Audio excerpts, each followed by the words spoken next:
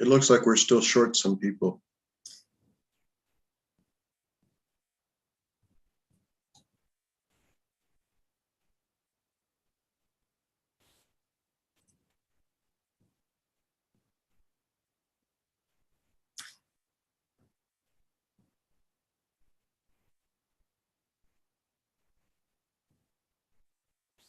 It looks like we're still short some people. It's a lot of people are they don't have their video or I think are unmuted, but if you could put your video on, please. It looks like we're still short some people. It's a lot of people are they don't have their video or I think are unmuted, but if you could put your video on, please.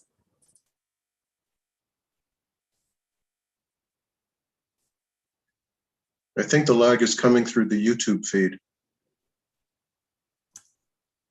Yeah, I muted that.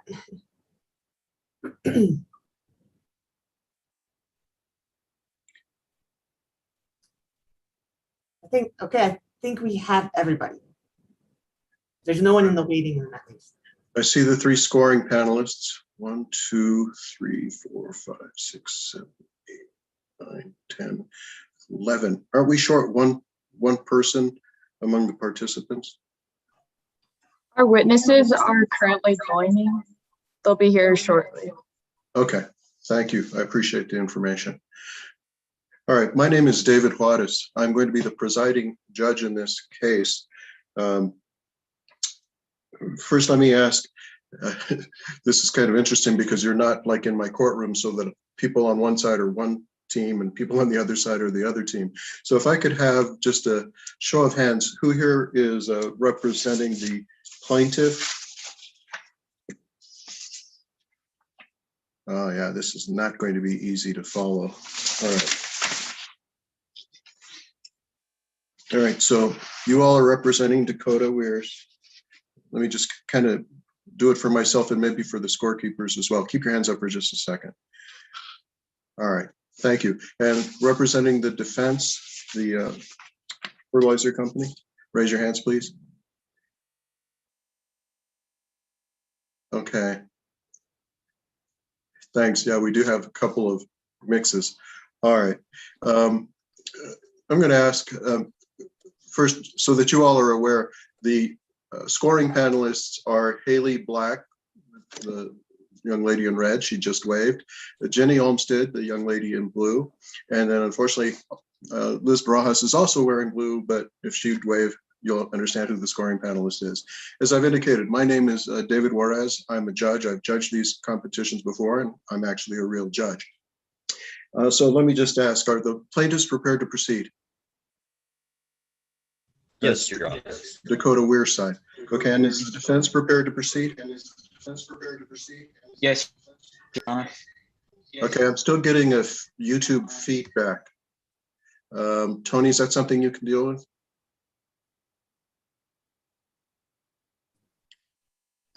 If anybody else is on the YouTube streaming, they need to just put that on mute when they speak.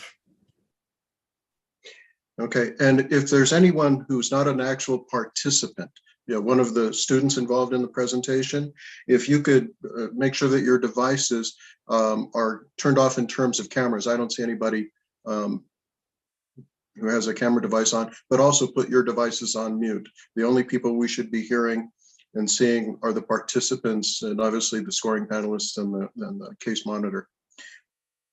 All right, both sides have announced ready. And Tony, again, I'm not 100% clear, but it's my understanding that each side has downloaded their team roster for the plaintiffs. Is that correct? I don't know, Your Honor. I haven't seen it, and it hasn't come through me. Okay. The attorneys for Dakota Weir, have you guys uploaded your team roster so that it's available to the scoring panelists? I believe so. Okay, for the defense, has the same happened for you all? I believe so also. Okay, and for the scoring panelists, have you received the team rosters? No? All right. We'll try to make it real clear, since they're not like lined up correctly or easily. We'll try to make it real clear as to who's speaking for each side.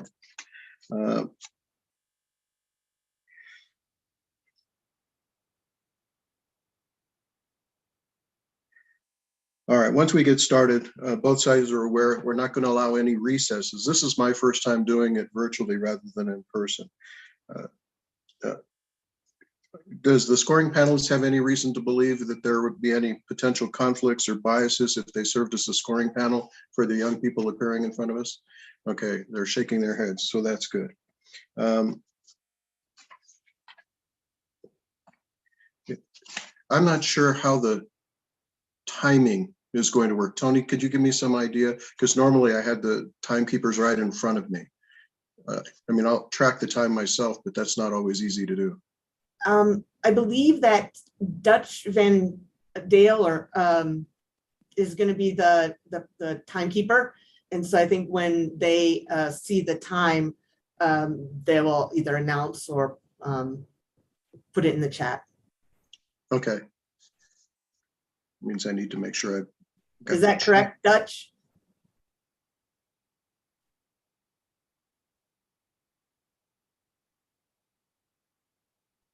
We can't hear you. Or you just muted yourself, Dutch. And you froze. Okay, is there another timer that I'm missing? Or is it, oh, there he is, Warren, or Weston, I'm sorry, okay. Yeah, the problem I see right now off the bat is that Dutch is frozen. Or he's an excellent mime. And I don't know how to unfreeze. No, that's on him. Yeah. I'm sorry, we're working on it right now. Okay.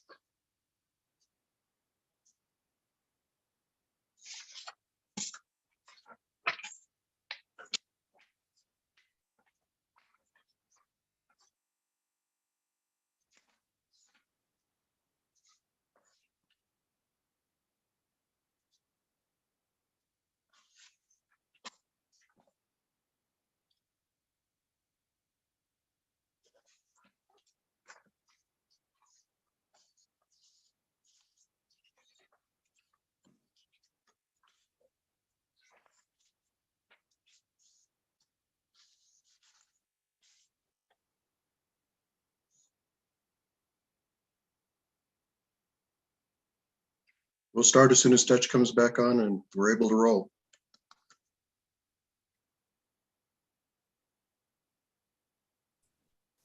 I think there's also a Blaze Neff that's having difficulty joining. I don't know who that is or which team they're with.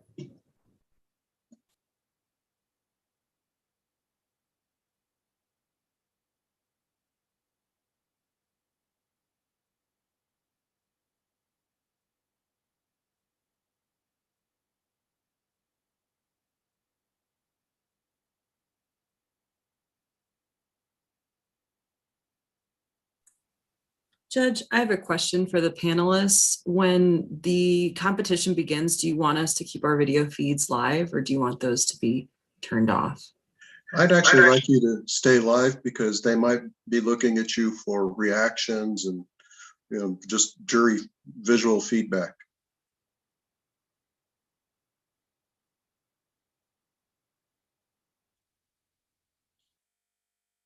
Is somebody helping Blaze Neff as well? Oh, it looks like he signed out and signed back in.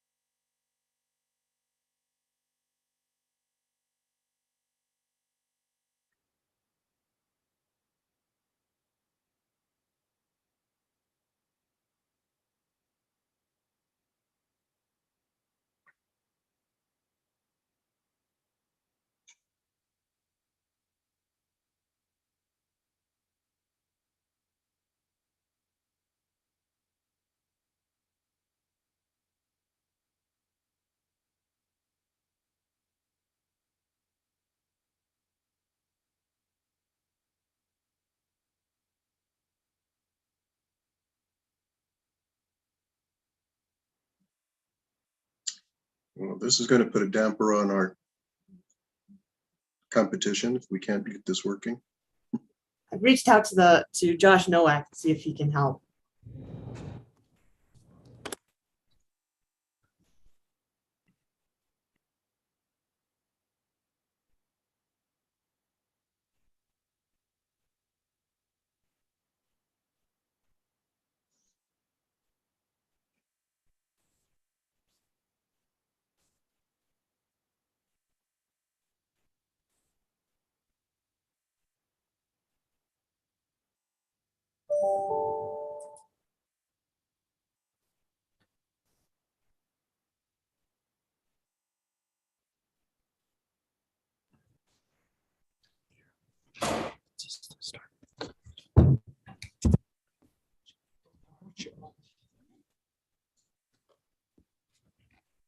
All right, you see Dutch is back. Yes. Perfect. So now we're just trying to see if we can get Blaze Neff back.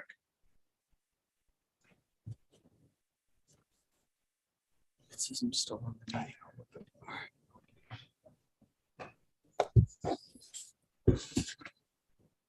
And Dutch, you can go ahead and mute yourself, obviously, since you're the timekeeper. There you go. Thank you.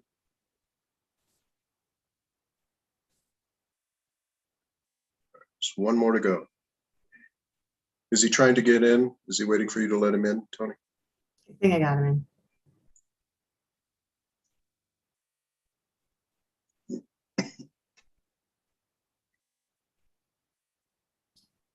The only person I see who's having trouble is a Blaze Neff.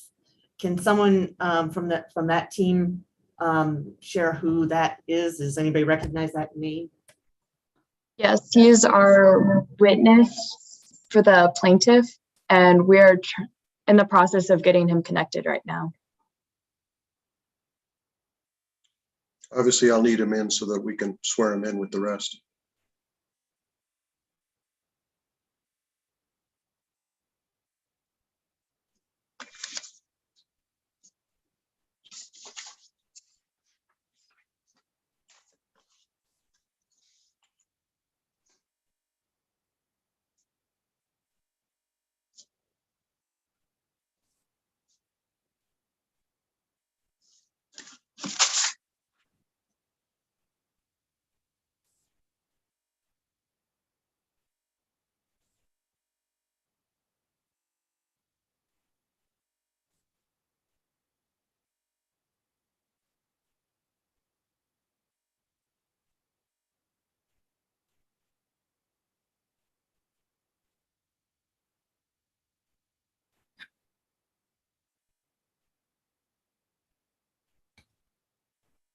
Hey,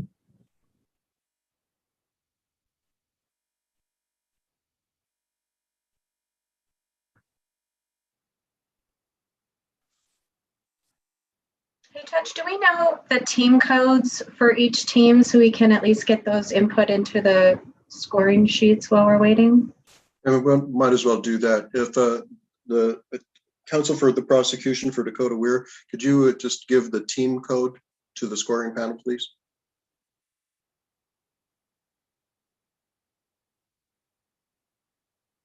One moment, we'll get that. Oh, I forgot. This is the very first round of the first day. Yeah. And all right, so while she's looking that up, if the defense counsel for Lush Fertilizer, if you could give us your team code as well. Should I just chat that to somebody? Check. I'll put it. Tony, I think he would need to chat it to you as well as the 3 scoring panelists, correct? I obviously don't need it. Yeah, so Ian, go ahead and chat it to Haley Black, Jenny Olmstead, Liz Barajas, and I think she's going to be listed as Adams Broomfield County's regional mock trial competition.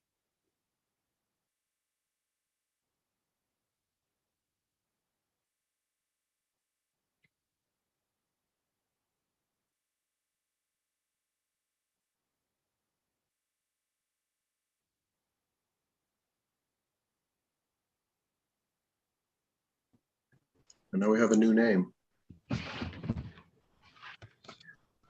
By chance, are you Blaze Neff? Yes. Okay, so everyone should know under the name, it looks like Habtan Abraha, it's actually Blaze Neff.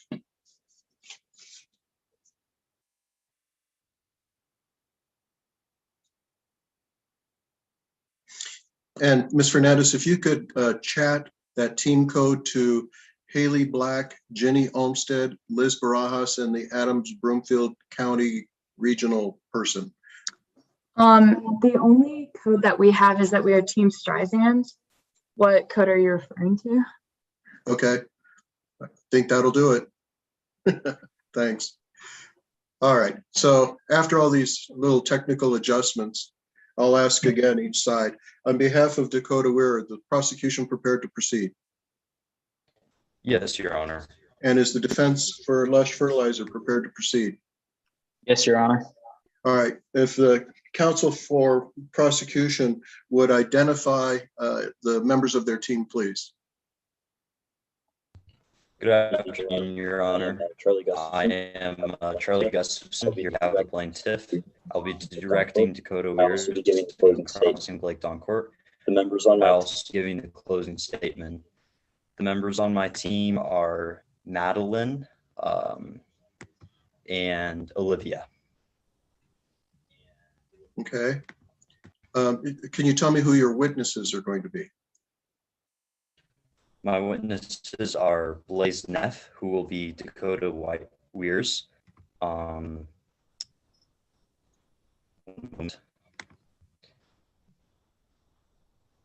Sam Bennett and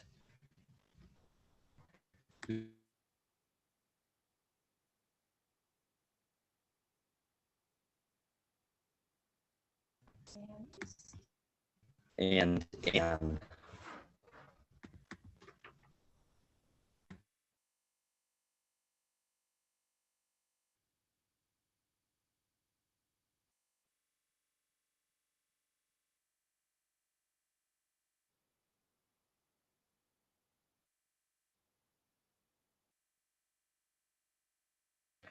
Your Honor, should the other members of my team introduce themselves?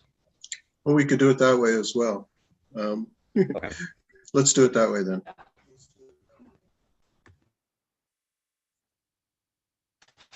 Okay, perfect. So I'll say it again. I'm Charlie Gustafson here on behalf of the plaintiff. I will be directing Dakota Weir's and crossing Blake Doncourt. I will also be giving the closing statement here today. Thank you. I am Madeline Fernandez on behalf of the plaintiff. I'm here today to conduct the direct examination of Casey Rogers and the cross-examination of Devin Williams.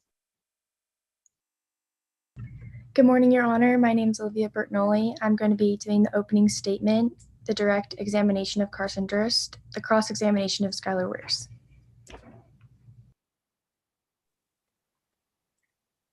Hello, Your Honor. My name is Sam Bennett, and I will be assuming the role of Dr. Casey Rogers.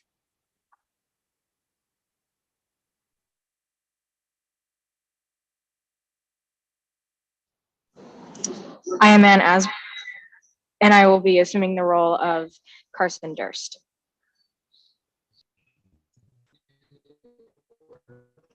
I'm and I'll be doing the code.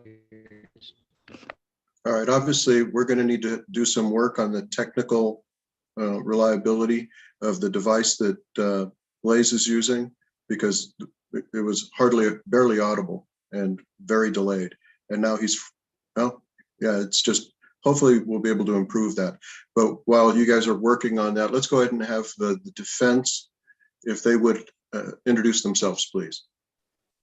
Good afternoon, Your Honor. My name is Ian Duran. I will be giving the opening statement, and I will be directing Skylar Weirs and crossing Dakota Weirs. May my co-counsel introduce themselves? Yes, please.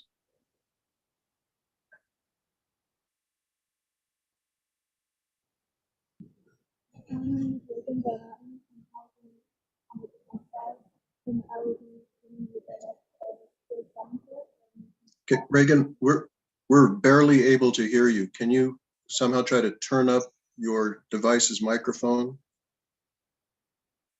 or speak a little bit more closely into the handheld unit that you have there. Is this better? Yes, much better. Okay. Hi, my name is Reagan Van Atten.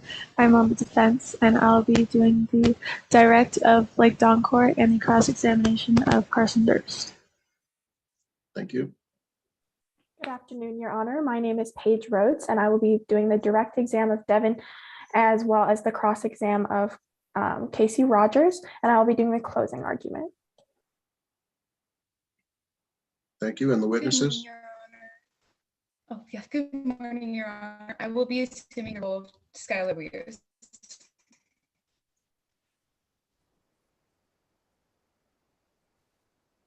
Good morning, Your Honor.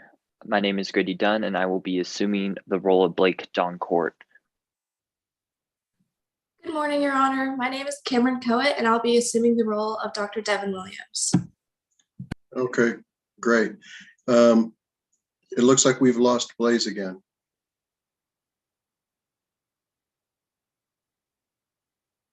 Your Honor, he's going to be joining the screen with Sam Bennett, and they will both testify from that microphone. Okay. Hopefully that's better. I mean, it looks like that connection is certainly stronger.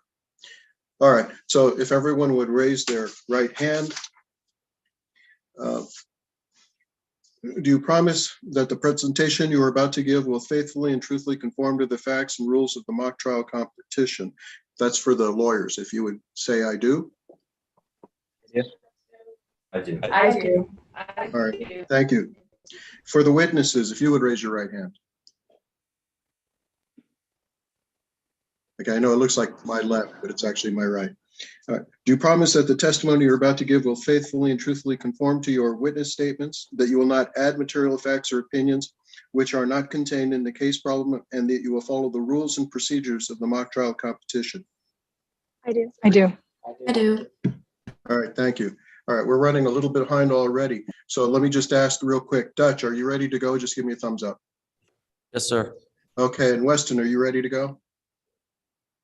I am. All right, then let's get rolling here.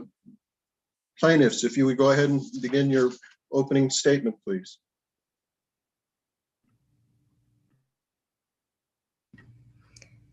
Good morning. Today we are here to defend Dakota and what has recently happened to him. Recently, Dakota had been diagnosed with non-Hodgkin lymphoma. Before his diagnosis, he enjoyed many things, such as playing the piano, being active in the community, and working at homeless shelters serving them food. He also earned a spot at Juilliard, which is his dream school, in fact. He had to decline this because of his recent diagnosis. Dakota had also been very involved with his family, friends, and loved being a part of absolutely everything in his life. Even when he was in school, he was very involved. Dakota's a very intelligent man and is always careful doing his job. Being diagnosed with this type of cancer is very serious and is not something we should just dismiss. After his diagnosis, all these things he had once loved have been taken away from him. He felt no energy, always nauseous, and rapid weight loss. Having these symptoms made it hard for him to continue the life he once had.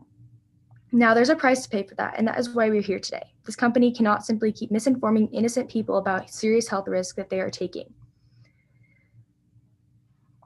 when using Lush fertilizers. This company worked with the chemical called Durafo in their fertilizers. This chemical from the start already raised red flags. First, it had been prohibited in foreign countries such as France. That is already a major concern. There is also several studies done on how this chemical can be harmful and dangerous when using it. Lush Fertilizer Company did not make this clear whatsoever. They might have made some recommendations, but it has nothing to do with how serious it can be. This is simply dishonest and unfair.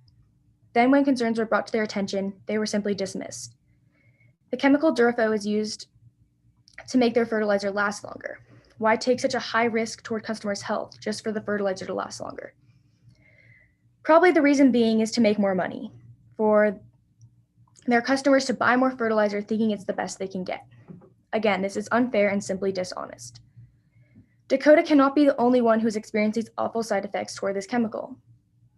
There had to be other customers who developed cancer or frankly any type of dangers through this chemical. Due to all these victims of Lush Fertilizer's mistake, it is time for them to make their due and make what is right, especially for Dakota. We are here today to also make Dakota's life a little bit easier for him. having this type of cancer, chemo is going to be very intense, expensive, and very draining on his life. All because this fertilizer was unclear from Lush Fertilizer Company how harmful and dangerous it can be. Today we have Carson Durst, who is a former employee of Lush Fertilizer Company. Working there, he experienced several concerns about the product and they dismissed it. He also had connections through CEO Blake Donocrat. It was made known to him from the start that the only reason he had this job was through connections he had, even though Carson was very qualified for this job and definitely earned it. Next, we have Dakota Weirs, who's the one we are here for today. He worked with Lush Fertilizers in a landscaping job, and he was very affected by this chemical. There were no warnings or concerns that this fertilizer could be dangerous. There were simply recommendations. Lastly, we have Dr. Casey Rogers. She's a professor at the Horticulture and Embryology Department of the University of California, Berkeley. She's an expert in the research and development of Durafo. She knows just how harmful these substances can be and is a very impressive educational background as well. All these witnesses here today want a change and difference in Dakota's life. They're here to support him and his life, make his life a little less stressful. Thank you, Your Honor, that is all.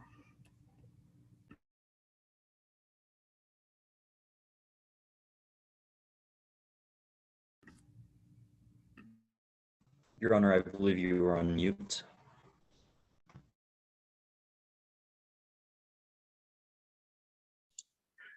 All right.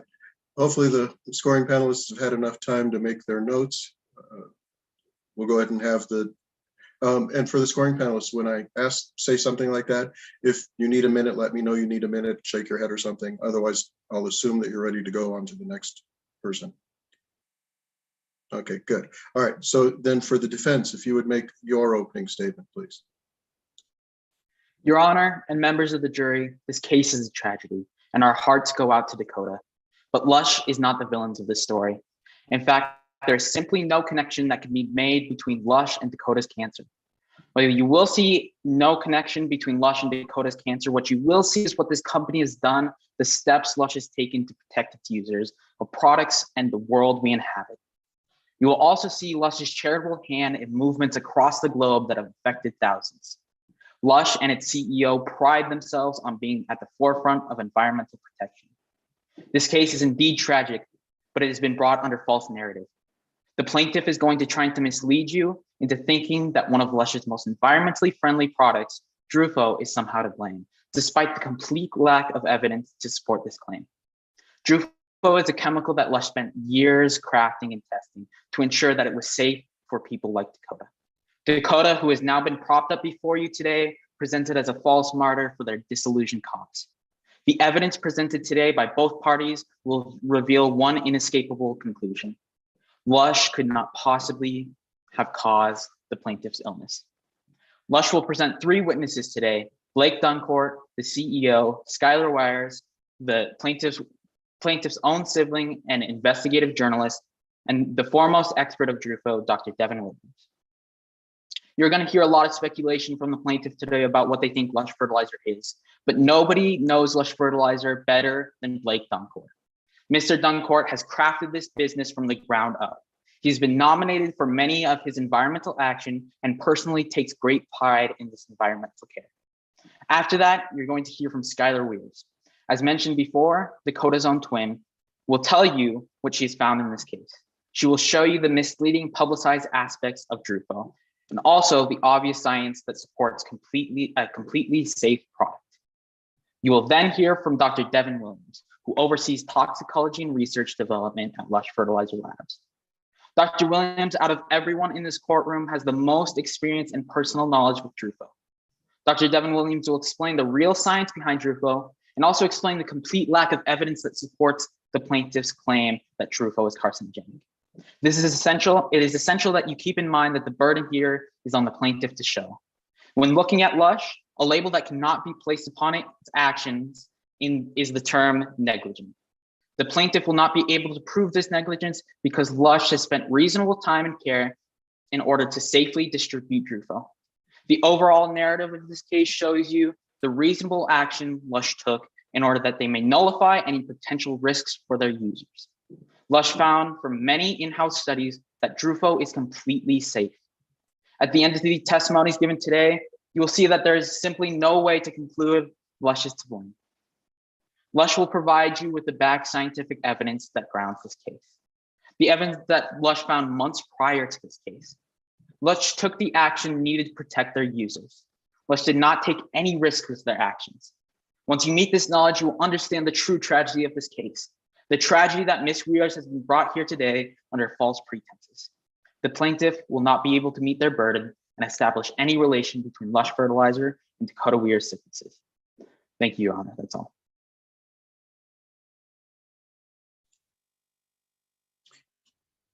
Thank you.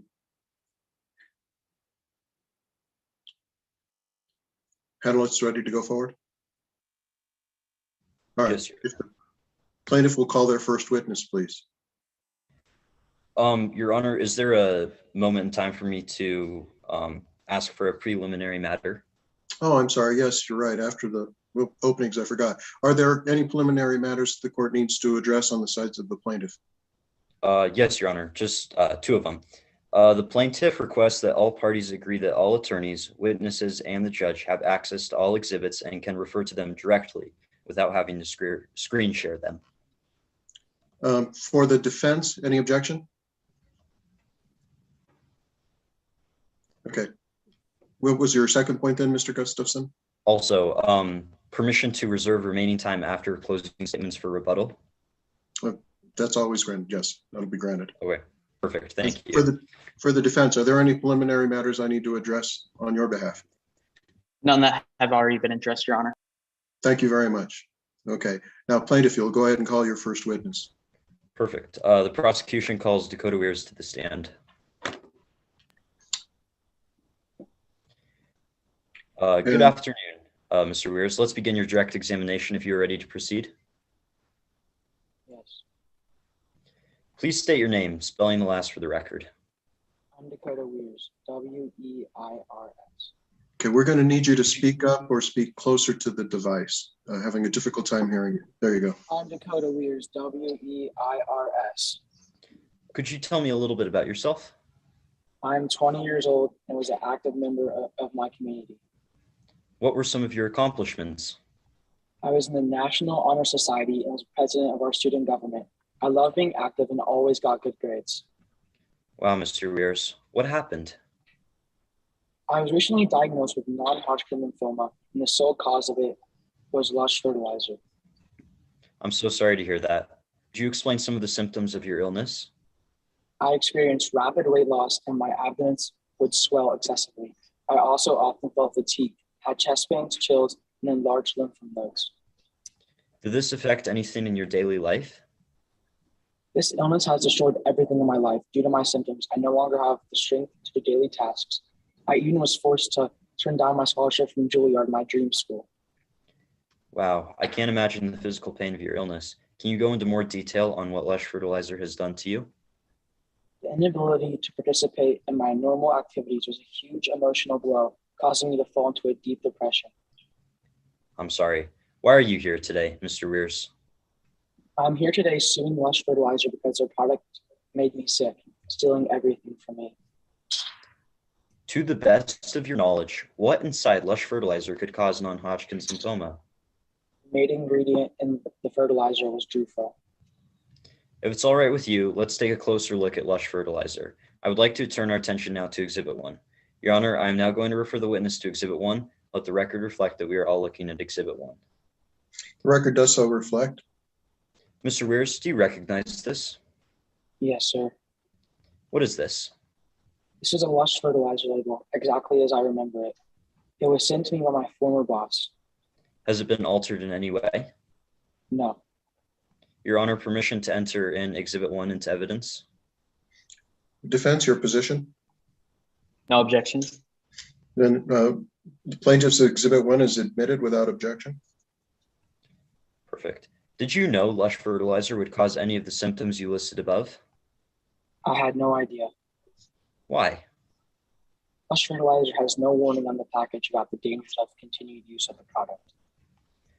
Could you explain why you were using Lush Fertilizer? Sure. I worked as a landscaping technician for Haven Landscaping, where I was primarily responsible for spreading seed and fertilizer, specifically Lush Fertilizer. What does this mean about your contact with the fertilizer and DeRufo? I was in close contact with the fertilizer at all times. I worked for many years in the landscaping industry, and it's lucky for everyone that Haven Landscaping stopped using the product after my 3rd or 4th year on the job. Is DeRufo found in all Lush fertilizer? No, my dad researched the fertilizer internationally and found that French product is different from the US one. Let's take a closer look at that. Your Honor, I am now going to refer the witness to Exhibit 2. Let the record reflect that we are all looking at Exhibit 2. The record does so reflect. Mr. Weirs, do you recognize this? Yes. What is this? This is the French version of the Lush fertilizer packaging, translated into English. Has it been altered in any way? No. Why is this document important? It shows Lush fertilizer in France contains exactly the same ingredients as a fertilizer in the US, except no DeRufo. Your Honor, permission to enter in Exhibit 2 into evidence. Defense's position with regard to the offered exhibit? No objection. Then plaintiff's number 2 will be admitted without objection. Perfect. What is the importance of DeRufo not being in the French version, Mr. Weirs? Because DeRufo is outlawed in numerous countries all over the world. I don't understand how the company could continue using this product in the US. Are there any other reasons why you suspect DeRufo to cause your illness? Yes. Objection, Your Honor. Objection, Your Honor. Speculation. He's asking the witness to speculate. I understood your objection. Plaintiff, would you care to respond? Yes, Your Honor. I specifically asked the witness his opinion based on his use of the product and why he suspects DeRufo to be the main cause of his illness, which is essential to the case here today. I'm going to go ahead and overrule the objection. Again, he's not asking for a scientific conclusion, but for a lay opinion that creates the causal link between the DeRufo and his medical condition. So I'll note your objection, but it's overruled. You may go ahead and answer the question. Let me repeat the question. Are there any other reasons why you suspect DeRufo to cause your illness, Mr. Weirs? Yes. I have a twin. Skylar participates in almost identical activities as me, except for my landscaping job, as she is allergic to grass. Why is this important? Because Skylar does not work for my landscaping company, she would not have experienced exposure to DeRufo. Non-Hodgkin lymphoma is environmental, and the only difference in our environments was that my environment included exposure to DeRufo where I was working. So what does this mean? Because of our identical lifestyles, if something else in my life not related to landscaping caused my non-Hodgkin lymphoma, then Skylar should have it too. Very compelling. Objection, Let's Your move Honor. on. Lay opinion. Again, that's one of those things that goes to weight, not necessarily admissibility. So your objection is noted but overruled. And counsel, what's your editorial comments, Mr. Gustafson, with regard to the response provided by the witness? Okay, Your Honor. Let me re-ask a question. What does this mean, Mr. Weirs? Because of our identical lifestyles, if something else in my life not related to landscaping caused my non-Hodgkin lymphoma, then Skylar should have it too. Let's move on. You mentioned your relationship with Skylar isn't great. To the best of your knowledge, why is this? Skylar thought it was unfair our dad spent so much money on my medications, but would not help with Skylar's extensive gambling debt. Can you explain why this is important? I think she's taking a stand for revenge, although her intentions seem good. If only the court knew about her immense debt and our rivalry, they would not believe her. Thank you, Mr. Weirs. No further questions, Your Honor. Thank you. Let's take a moment.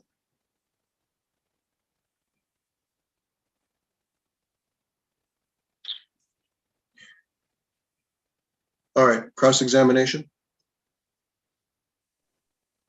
Good afternoon, Mr. Weirs. Thank you for being here today.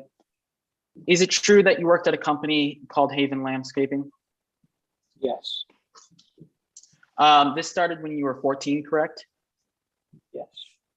Can you please revert to Exhibit 1 for me? Can you read out the safety recommendations? As with any spray fertilizer, utilize protective clothing that covers exposed skin. Use of respirator or N95 face mask is recommended.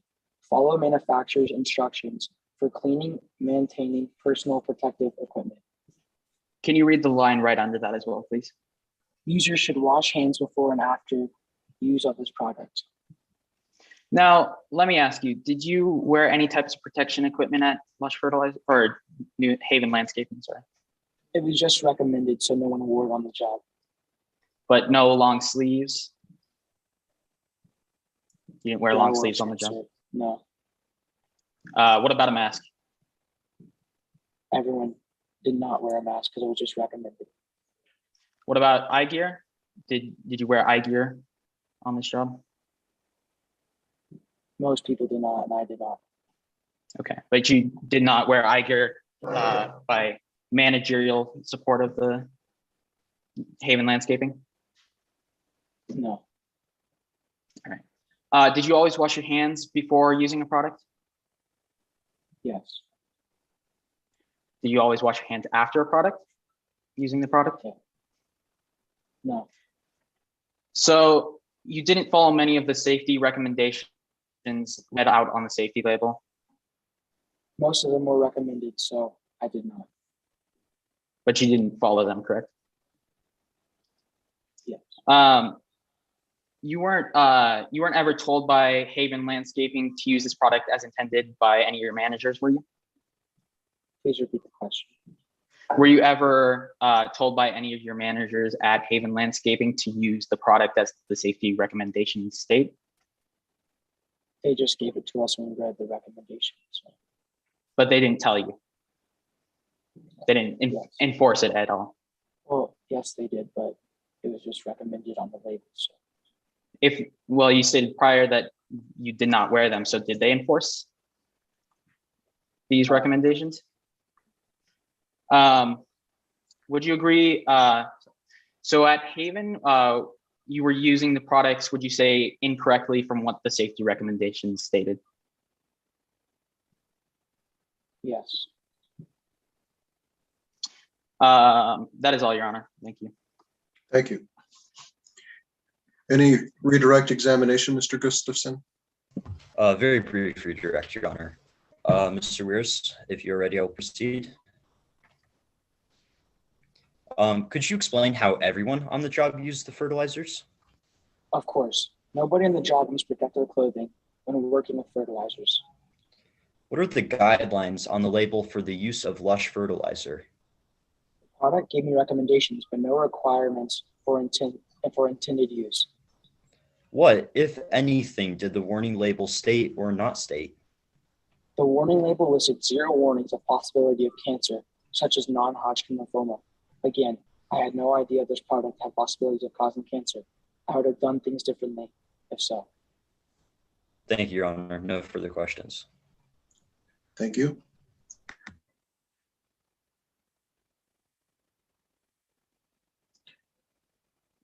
The plaintiff will go ahead and call their second witness, please. Yes, Your Honor. I would like to bring Casey Rogers to the stand.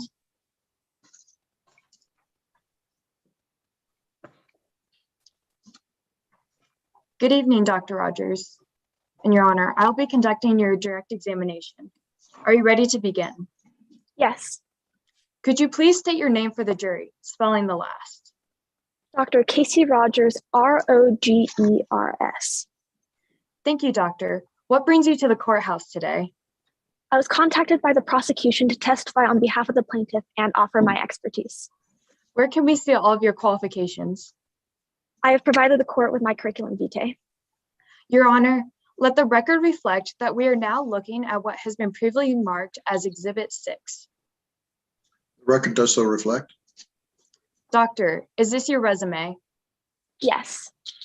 Is this copy fair and accurate to the best of your knowledge? Yes.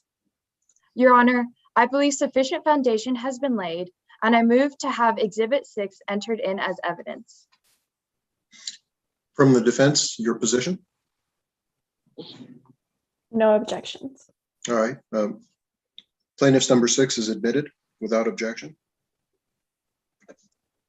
Dr. Rogers, it seems your resume is quite extensive.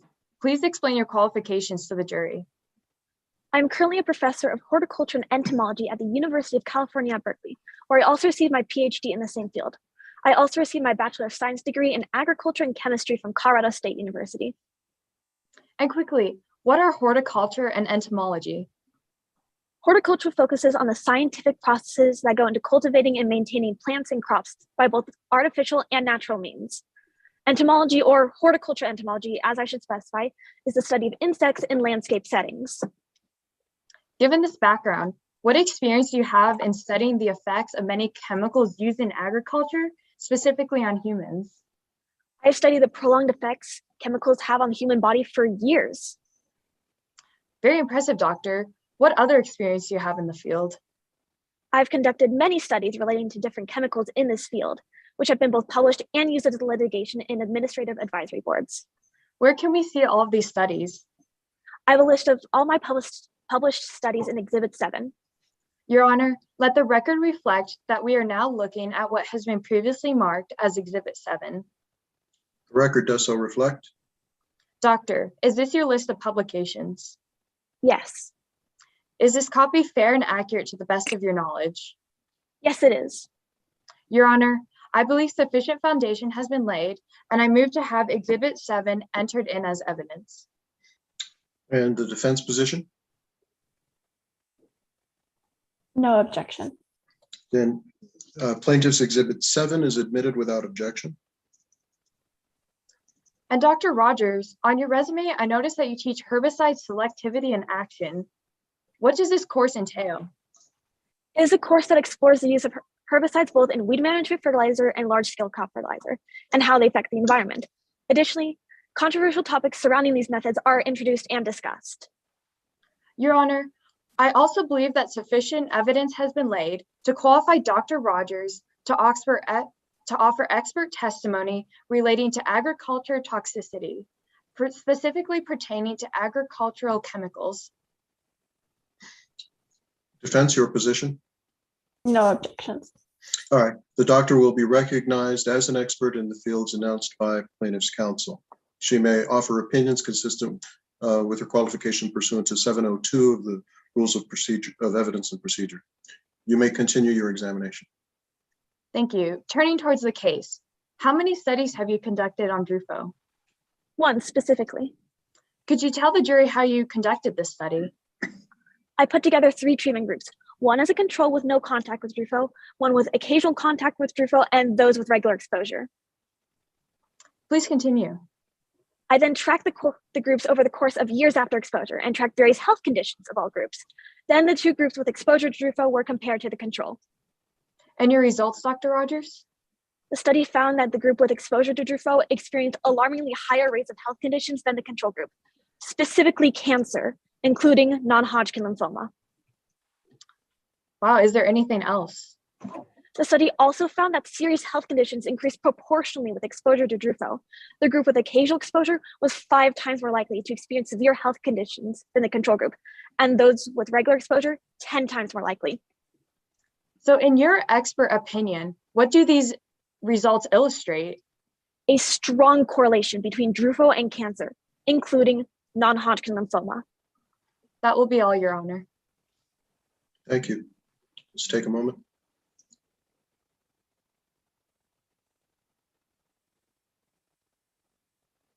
All right, cross-examination by the defense. Good afternoon, doctor. Let's talk about your education. Your PhD is in agriculture and entomology, correct? Yes, but I specify that I have horticulture entomology, which is the study of insects in landscape settings. And you are here as an expert in agriculture chemicals, correct? Yes. But you have no degrees of any kind in oncology, do you? No, but I have a degree in chemistry from Colorado State University, which I mentioned earlier. Your main focus of study is the harmful effects caused by chemical agents, right? Correct. So your education and focus of study does not specifically study cancer, correct? Correct, but I have conducted many studies relating to how these chemicals can produce cancer. Moving to your publications, I noticed in your publications that you had 0 publications between 2003 and 2011. Why would a research scientist go 8 years without publishing a single thing? Because while I'm not just a research scientist, I'm also a professor, and that's one of my main duties, and that's my main income source as well. Would you say that your time as a professor takes up more time than your research? I would say that the two can be together as one. Moving on to Lush fertilizer. You have personally analyzed the chemical makeup of various Lush products, especially those working with Drufo, correct? Correct. And from there, you've conducted a study, right? Yes, one specifically. And in this, you studied a group of people who've never been exposed to Drufo, correct? Correct, my control group. As well as a group occasionally exposed to Drufo? Yes.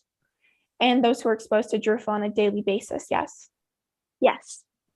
And this study lasted for a period of years? Yes, several. And in this study, you only compared Drufo exposure rates and not Lush fertilizer to other fertilizers without this chemical, correct? Correct, because my study was about the effects of Drufo, not the other fertilizers. So just then, you claimed to have studied the effects of Drufo on humans, is that right? Correct, their exposure to Drufo. Where is your study published? My study is not published. Was it not published in a peer-reviewed journal? It was not, no, because I didn't see that it needed to be peer-reviewed in a journal. Why not? I believe that's Objection, Your because Honor. it's... I object to the relevancy of this question as Dr. Rogers is admitted as an expert. All right. I'll note that she's been recognized as an expert and allowed to testify pursuant to 702 regarding opinions.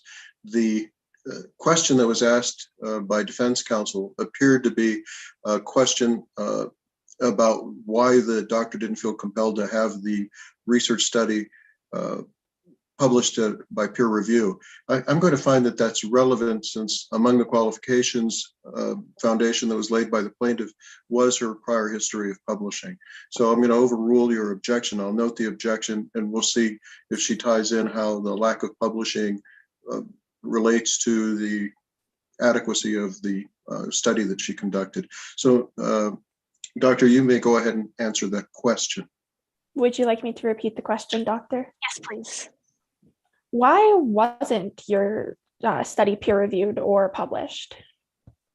Because I believe that since there wasn't enough research is done on Drufo and how they relate to humans, I didn't think that there was someone qualified enough to review it and see how that relates. So you just mentioned you don't believe there's enough, there hasn't been enough study on Drufo in humans. Yes. Now, to move back to your specific study, farmers and other land laborers are frequently exposed to many chemicals, aren't they? Yes, they are. But your study omits this crucial fact. Is that why you never got the study published? I don't believe that. That's why I never got the study published. Now I'd like to mention your other work. It has been used to make recommendations on precautions that should be taken by laborers who are exposed to chemicals, yes? Yes. And you recommend that laborers who work with chemicals and fertilizer should wear long sleeves and long pants, right? I do, but it also depends on the chemicals as well. Some chemicals are more harmful than others. That's basic science. And with Drufo specifically, would you say that these requirements are still recommended? They're of course recommended, but it varies person to person, of course. Besides long pants and long sleeves, they should also wear N95 masks, shouldn't they? I mean, of course, but like I said, it varies person to person. You can never say that one person is the same as the other. Immune systems vary. It all depends, really. So safety recommendations vary person to person. Of course, it depends. Wearing protective clothing and safety equipment, however, reduces the risk of injury or illness to toxic chemicals, doesn't it? It does. So why would it vary person to person? Because it depends on how dangerous each one is, right? May I restate my question? Of course. Why would it vary from person to person if, as you mentioned, wearing protective clothing and safety equipment reduces the risk of injury or illness? because we do not go out in this world wearing N95s every single day, right? Did Dakota Weirs wear protective clothing or safety equipment?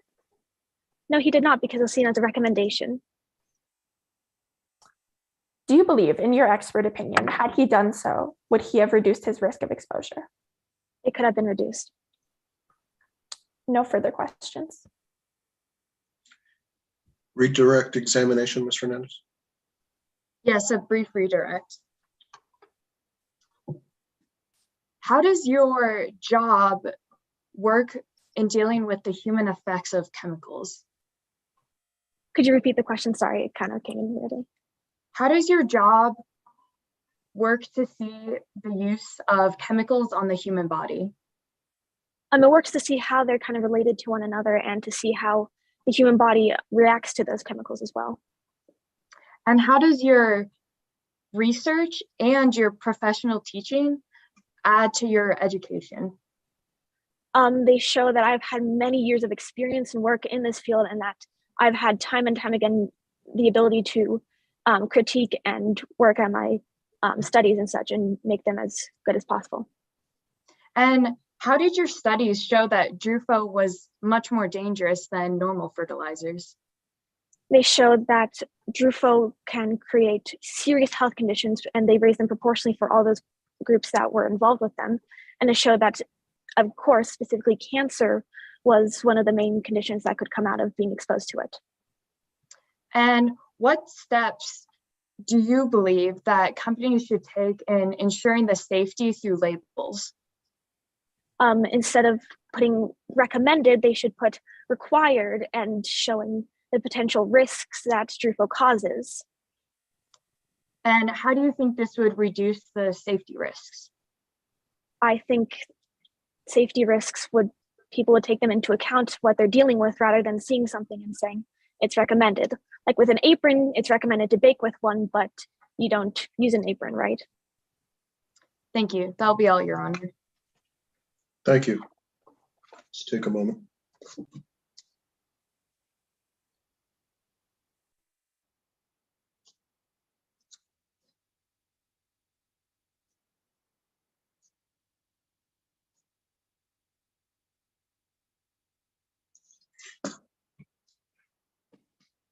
All right, if the plaintiff will go ahead and call their third witness, please. Plaintiff calls Carson Durst to the stand. Good morning, Ms. Durst. Please state your name and spell your last for the record. Carson Durst, D-U-R-S-T. Now tell me a little bit about yourself, Carson. Of course, I've been the lead product developer for Terrace Greenery since 2006, and I'm head of the research and development team. Tell me a little more about what you do for Terrace Greenery and what your job entails. Well, as head of the research and development team, I oversee the development of safe fertilizers and lawn enhancement products. How did your career start in the fertilizer industry? After graduating with a bachelor's degree in chemical engineering at Arizona State University, I was hired through connections at Lush Fertilizer Incorporated as an intern for the product and development team in 2003. This is a great opportunity because during this time, finding a stable job as an engineer was extremely hard and competitive. So I was very grateful. And who are these connections? I was very close with Blake Doncourt, CEO of Lush Fertilizer, because his son Charles and I were best friends growing up. This made me quite close with their family. And do you think these connections affected your work with the company? Yes, it was made known to me from the start that the only way I got this job was through these connections to the CEO. Although I did earn my position through my hard work and education. Was it hard for you to strive at Lush Fertilizer knowing this? Could you please restate the question? Was it hard for you to strive at Lush Fertilizer knowing this? Yeah, the work environment was not the best. I feel like I could not prove myself even after being hired full-time. Now let's pay more attention to your experience with DRUFO with the Lush Fertilizer Company. When were you hired full-time and what was your main assignment? My main assignment was to research DRUFO, and I was hired full-time in 2003. And where were you told to research any health issues? I did not think it was necessary. Did you help develop this chemical? I did help develop Durfo, but it began its development before I got there approximately 2 years ago. During that time, the company was testing the safety of the chemical. I was only told to research one of the chemical compounds that comprise the fertilizer Durfo and record the data. And where did you record this data? In my notebook. It is everything I was tasked to research. Your Honor, I'm going to refer to the witness to Exhibit 4. Let the record reflect that we are now looking at Exhibit 4. The record does so reflect. Thank you, Your Honor. Now, do you recognize what this is? Yes. What is it?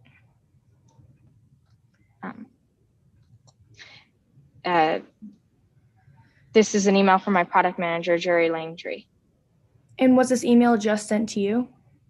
No, this email was sent to me and my fellow researchers at Lush Fertilizer.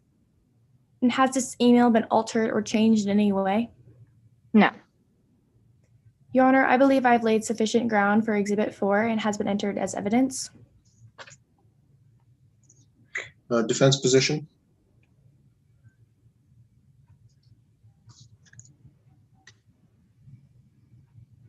No.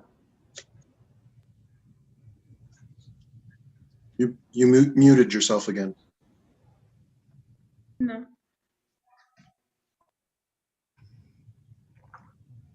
Defense, your position regarding the admissibility of People's Exhibit 4?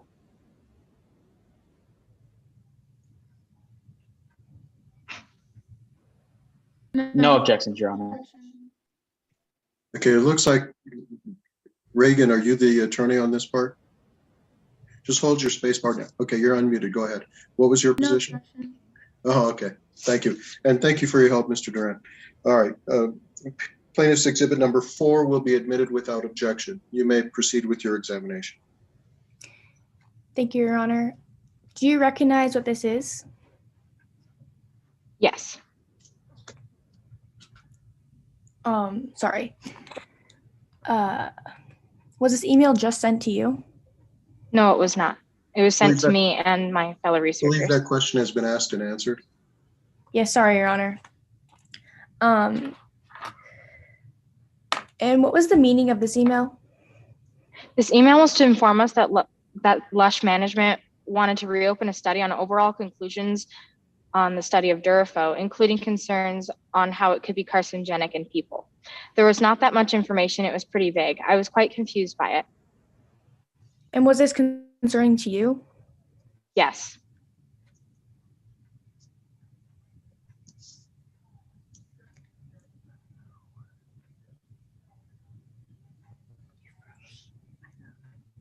Was this concerning to you?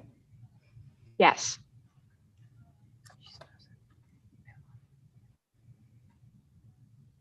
Okay, moving on. After this research had been done, what happened? After the research had been done, we gathered to discuss the findings with Jerry and an upper manager, Alex Monroe.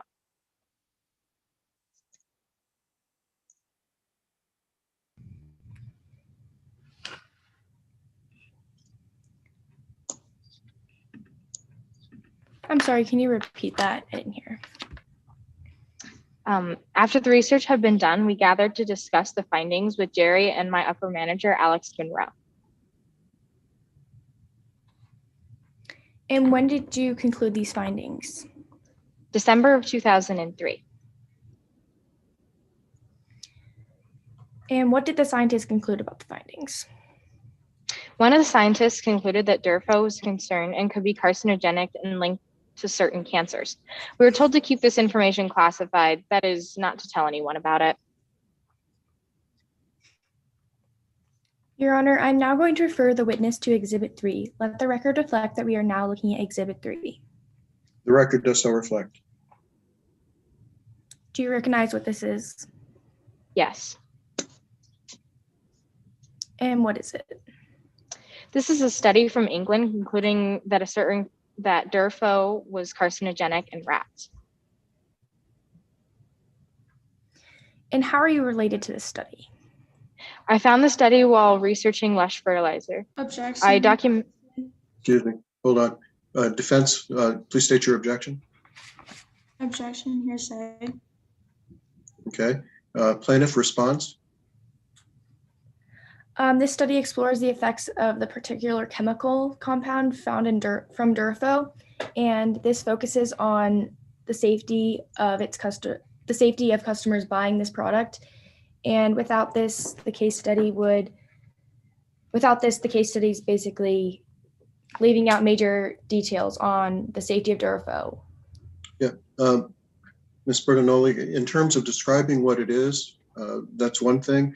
Her objection is that it's hearsay. In other words, there's no direct connection between this witness and the documents that are prepared by third parties. In other words, it's an out-of-court statement made by another party, whoever authored that study. What connection does this witness have to that exhibit? Plaintiff's number 3. Well, this has been researched by experts in the field, so I believe it's sufficient evidence.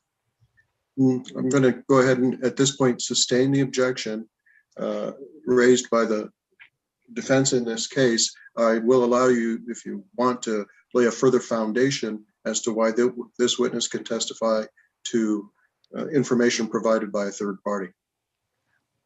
No further questions, Your Honor. Okay. Cross-examination for the plaintiff. Good afternoon, Ms. Durst. So apart from whatever work you did in the classroom setting, what experience did you have researching chemicals prior to your assignments at Lush?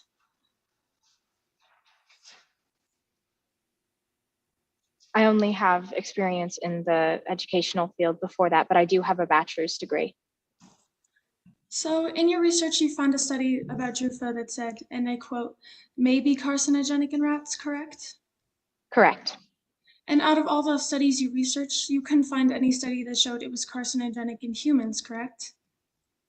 No, I could not. So Lush, after hearing this small chance that it was carcinogenic in rats, held 2 tests to see if it was carcinogenic in humans, correct? Correct. And by federal government standards, the chemical was not something that would affect humans, correct? Correct, but we did have scientists saying otherwise. So specifically on Lush tests, you did a small amount of background research prior, correct? Correct. And you didn't have access to all the data in the actual studies, correct? Correct. And this study was reviewed by seniors of the company, correct? Yes. So as the youngest of the company and the least experienced on the team, you believe both studies were misleading, as you said in your statement, correct? Yes, I did. So following this, your annual performance rating did drop, correct?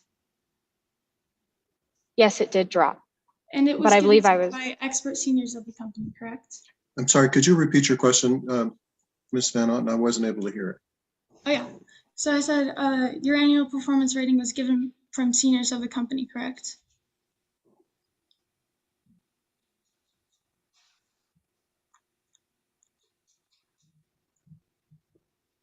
Ms. Durst, were you able to hear that question? Oh, yeah. Yes, I was.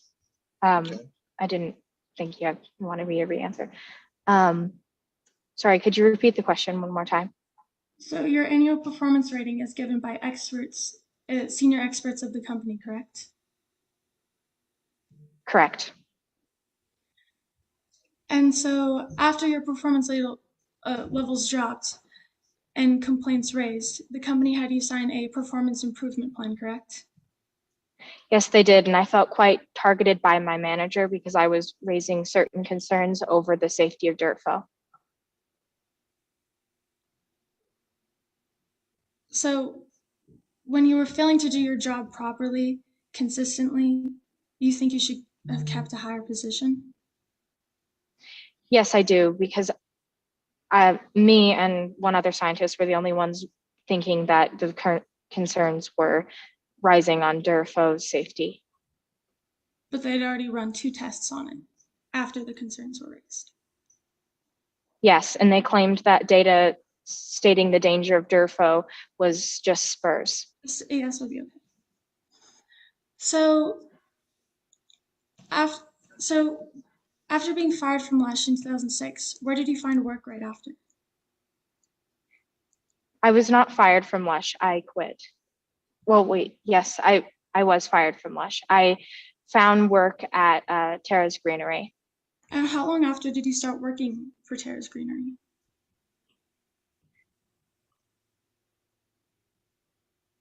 Around a year afterwards due to a lawsuit. Your Honor, may I direct the witness to Exhibit 5? Record does reflect, we're all referring to, is this Defense Exhibit 5 or Plaintiff's Exhibit 5? I think it is the defense. All right. We'll be referring to Defense Exhibit 5. You may inquire. What is this? This is the agreement between me and Lush Fertilizer stating I will not start my job at Tara's Greenery. Is it an accurate copy? Yes. Your Honor, I would like to submit Exhibit 5 into evidence. Plaintiff's position with regard to Defendant's Exhibit 5 being admitted?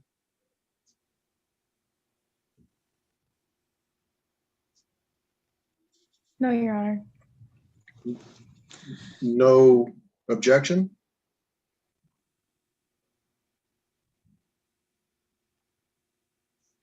You just said no, that I didn't hear. No, Your Honor. Okay, you did it No again. objection. Okay, thank you. Sorry, no objection. Thank you. All right. Then Defendant's Exhibit number 5 is admitted without objection. Ms. Durst, could you please read the, right after number 1, the first paragraph of the non-compete convenient? Does it start with directly? It starts with during employment.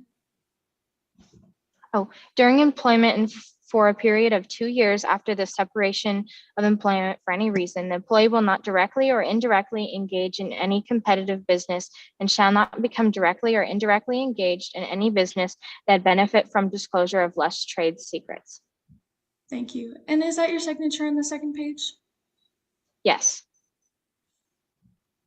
Did you stay true to this statement? I was unsure how many years it was Yes or no, after. No. Do you make it a habit of yours to lie? Could you please repeat that question? Yeah. Do you make it a habit of yours to lie? Objection, Your Honor. Basis? Care to recharacterize? I'm sorry, if you could remove the pencil from your mouth, it might help me hear you better. Care Go to ahead. Care to characterize evidence, please?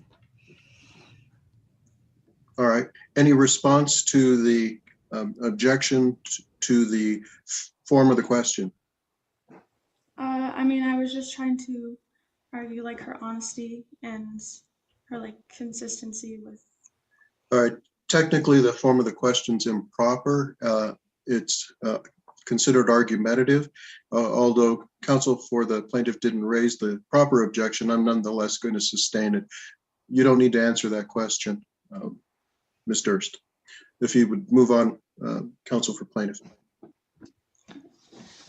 So in your statement, you said that Tara's Greenery might overtake Lush Fertilizer. Do you think you can speak unbiasedly about Lush Fertilizer as a top competitor of the company? Yes, I think I can. No further questions, Your Honor. Thank you. And redirect examination, Ms. Bertinelli? Yes, Your Honor. Brief. Misters, do you believe that if it is carcinogenic in rats, do you believe it could be harmful to humans? Yes, I do. So bringing up these concerns to the company, that would be sufficient to doing another study, correct? Yes. And your ratings dropped because of these concerns? Yes, they did. And you did your and this was, sorry, these concerns were not raised due to your work performance, correct? Correct. No other questions, Your Honor. Thank you. Let's take a moment.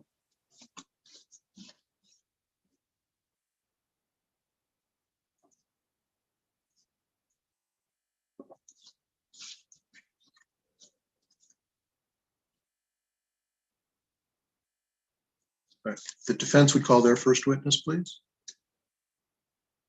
We call Skylar Weirs to the stand.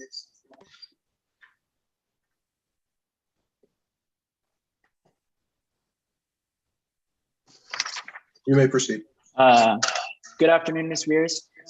Can you please state your full name and spell your last name for the court? Yes, Skylar, W-E-I-R-S. What do you do, Ms. Weirs? I am an investigative journalist for the Rationalist magazine. And what is your primary focus within this field? I primarily focus on modern agritech. How long have you been working in the agritech industry? I've been working in the agritech industry for almost a year. Can you tell me why you got started writing? Well, I brought an idea to my editor. My editor actually selected me to write and research on a series of articles in modern agrotech. Can you tell me more about this Rationalist Society?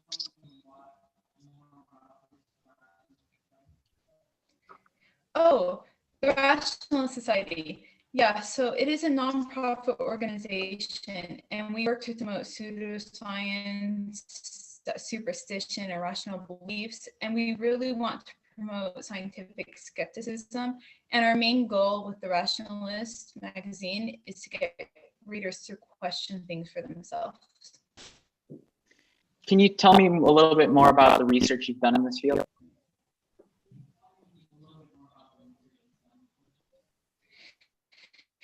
Yeah, so my research primarily focuses on commercial agriculture, GMOs, and basically just topics that have been heavily politicized and used in pseudoscientific hit jobs. A good example of this would be GMOs.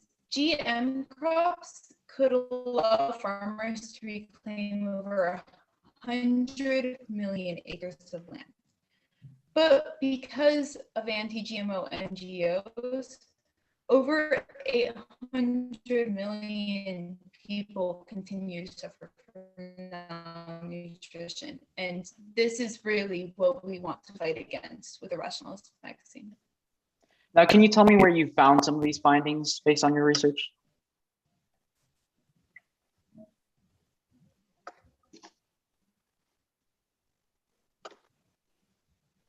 It appears our connection speed has been reduced for some reason. I'm gonna object, Yes, Your Honor. I have read many scientific publications, some from the National Association of State Departments of Agriculture. I believe that might be a problem.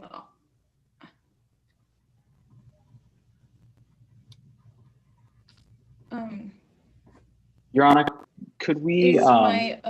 Let's take a time out. Yeah. Yeah, let's go ahead and stop the time for a moment. Ms. Delato, you're delayed, and I don't know what the cause is because your visual has completely frozen. Your Honor, would it be okay if Ms. Delato joined Mr. Dunn? Okay. Sure.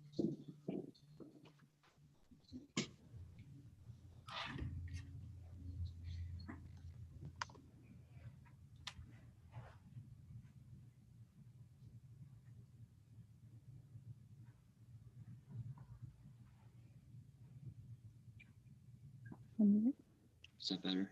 Yeah. Oh, yes, much better. Your Honor, can I Wonderful. repeat the question? Please. Can you tell me a little bit about your findings, how you found some of these research? Let's make sure the time is started again.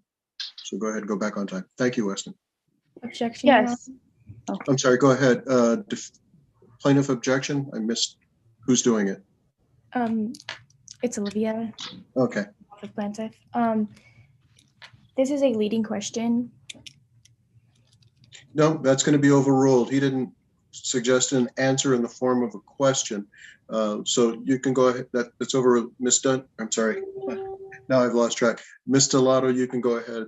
I'm sorry, I'm screwing up here. Oh, yeah. Ms. Weirs, you can go ahead and respond to the question. And if, again, go ahead, Mr. Duran, and repeat the question. Can you tell me about how you found some of your research? Yes, so I have read many scientific publications, including some from the NASDA and the USDA. And I not only read the scientific publication, I also look into the sources and read thoroughly through the sources and get as much information as I can. Ms. Weirs, do you believe that your experience in this field is valuable to the court today? Oh, it is absolutely valuable to the court today. Your Honor, at this time, I would like to tender the Skylar as an expert in the field of agritech. And for the plaintiffs, your response to the offer? Can you repeat that, Your Honor? Yeah, he's offered her as an expert witness in agritech. Any objection to her being offered as an expert in that field?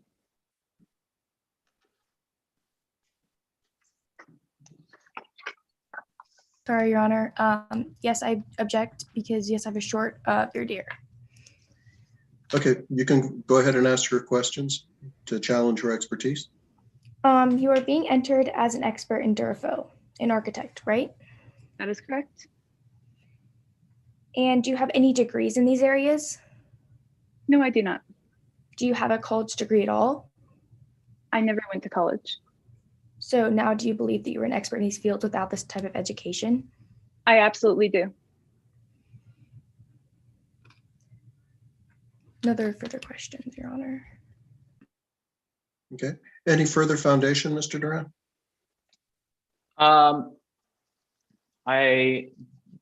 Nope, no. All right.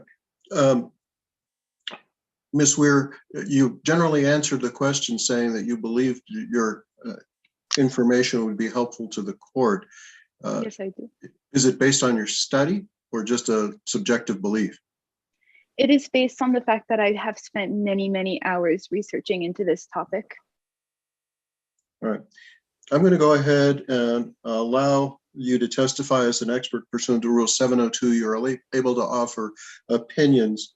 Again, it's a question of weight, not admissibility. We'll weigh the value of your testimony and your opinions based on the limited foundation that was provided related to your experience. So the objection to her being offered as an expert under 702 is going to be overruled. Again, it goes to weight, not designation of expertise. Mr. Duran, you may continue. Thank you, Your Honor. Can you tell me about what you found through your research of Drufo? Yes, so I have found that Drufo is a bonding agent. So essentially it bonds luscious active ingredients to the grass. So ingredients such as nitrogen, which is very essential for grass, can be bonded to the grass and so it doesn't wash away as quickly. And so you would be applying it only 1 to 2 times a year, as opposed to 5 to 6 times a year. So you will be in contact with the fertilizer a lot less. What are some downsides to using products that don't have Drufo in them? Well, I mentioned how it could get washed away. That nitrogen can get into waterways and can contaminate waterways, and that is extremely dangerous. Can you tell me a little bit more about nitrogen? Yeah, so nitrogen, it is very important for grass to thrive, but for us and for waterways, it is not good. So do you believe that Lush is scientifically safer than other products? Oh, absolutely it is. Would you trust Lush fertilizer more than other products? I would absolutely trust Lush fertilizer more than other products. Now I want to talk about your sister for a moment. When did you hear about your sister's diagnosis? Well, I heard about her diagnosis pretty soon after she got diagnosed. And how did you feel after hearing about the diagnosis? I honestly felt devastated. You know, even though I wasn't necessarily the closest with her, she's still my twin sister, and it was just rough to see her go through such a downfall. And were you working in this field prior to her diagnosis?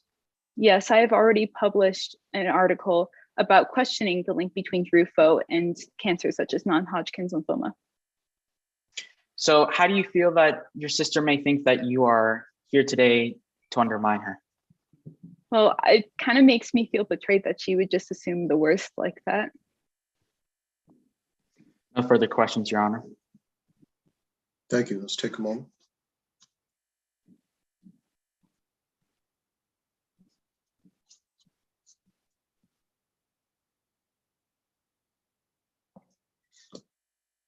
All right, cross-examination by the plaintiff. You may proceed. Yes, Your Honor. Good morning, Ms. Weirs. My name is Olivia Bertnell. I'm going to be conducting your cross at this point. Good morning. So did you have a good relationship with your brother or your sister? Sorry. Oh, sorry. I was not necessarily close with Dakota. So do you think this was a good relationship or a bad relationship? Well, it wasn't a bad relationship. Okay. So does this have any effect toward your research toward this chemical and have a biased opinion? No, it has no effect on my research. So does your research conclude any findings of any dangerous chemicals found in Durafo or any dangerous?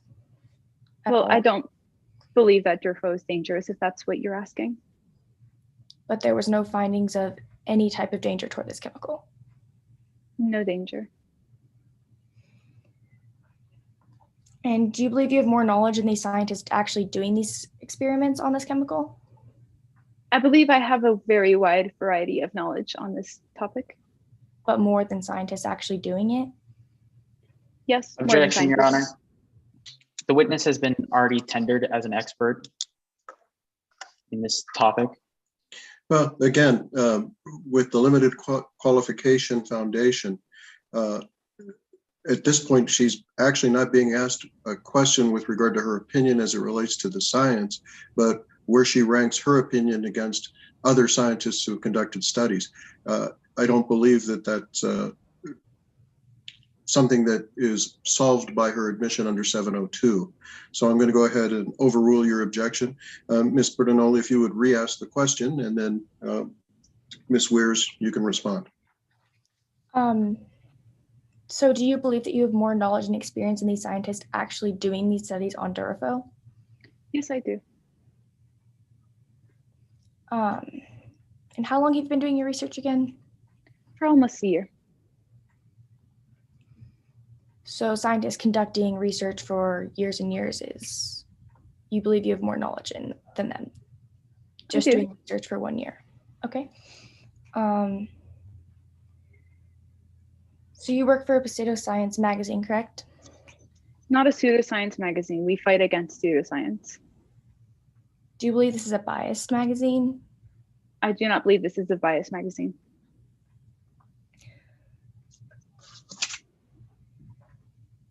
If there is no danger toward this chemical, why do you think it's being tested so often and banned in other countries? Well, I believe that some of the rules and regulations are a bit outdated and they aren't yet open to accept chemicals such as Drufo. But I think that if they looked into it more, that they would not have Drufo banned. No further questions, Your Honor. Thank you. Redirect examination, Mr. Duran. Yes, Your Honor. Ms. Weirs, through your research, have you found any connections from non-Hodgkin's lymphoma to Drufo? Absolutely none. And do you believe that this product could have caused the cancer within your sister? I don't think it caused the cancer in my sister. Do you believe that this topic has been overly, in the media, have you seen it to be overly, Definitely. Yes. I'm sorry, if you could, Mr. Duran, go ahead and finish your question before you answer, Ms. Weirs. Okay. Do you believe that you've seen in the media that some of this pseudoscience has been present within the DRUFO aspects? Oh, definitely. It's been very much flooded with pseudoscience. That's all, Your Honor. Thank you. Let's take a moment.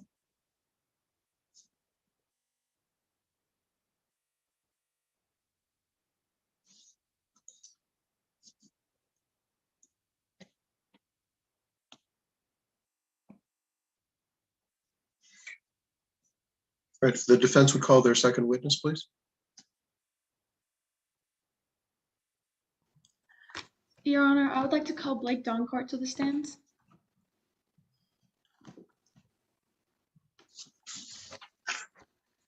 You may proceed.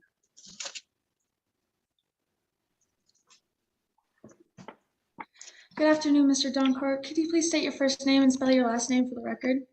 My name is Blake Doncourt. Doncourt is spelled D-O-N-C-O-U-R-T-T.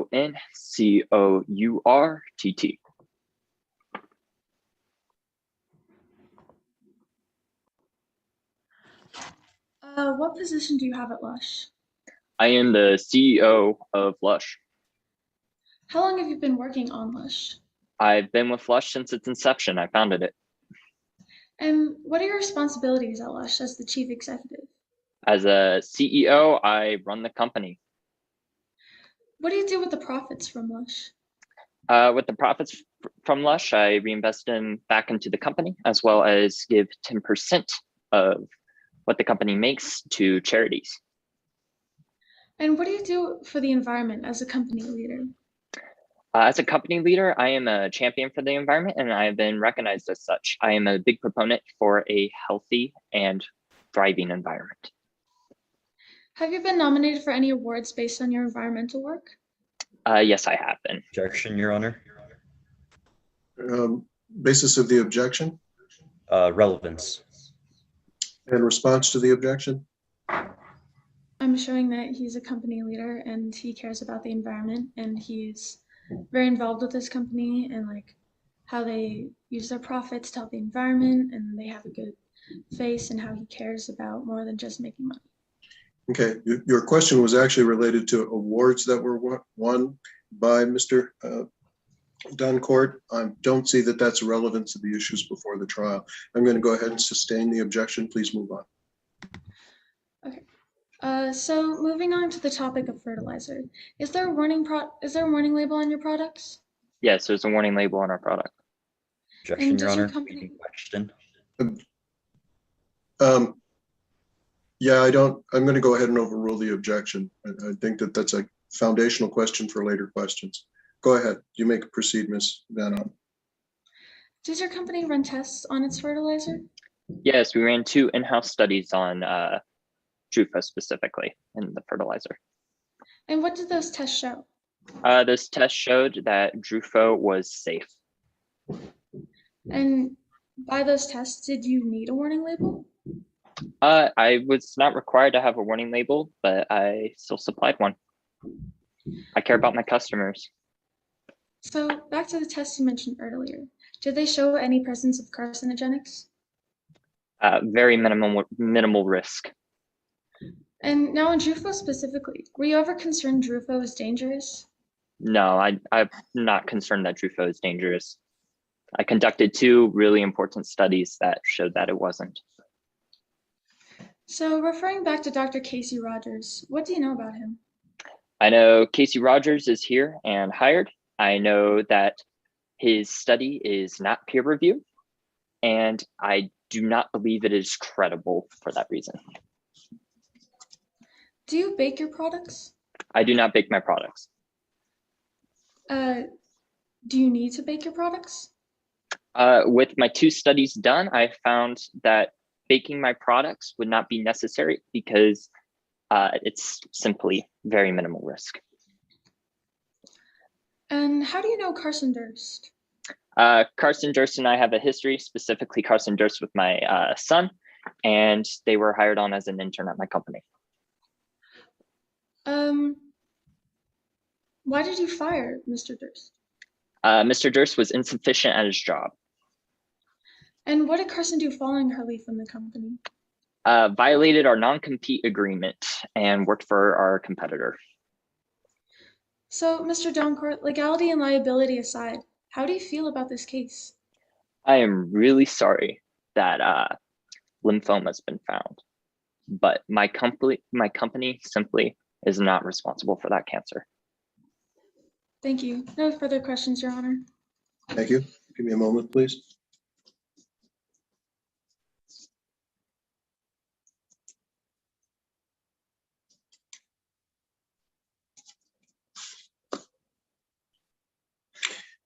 All right, cross-examination by the plaintiff.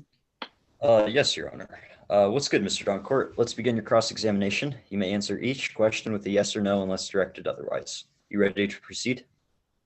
Yes. I'd like to first discuss your witness statement. You stated Lush Fertilizer is being falsely accused of ignoring a known carcinogen in your fertilizer, correct? Can you rephrase that question? Oh, yes, of course. You stated Lush Fertilizer is being falsely accused of ignoring a known carcinogen in your fertilizer, correct? Correct. You also believe Ms. Weirs and Casey Rogers are lying about how Drufo is linked to non-Hodgkin's lymphoma? Correct. Let me ask you, is Drufo dangerous to people coming in contact with the fertilizer? It is not. Then why is Lush Fertilizer, your flagship product, outlawed in numerous different countries? Am I allowed to answer this outside of a yes or no response?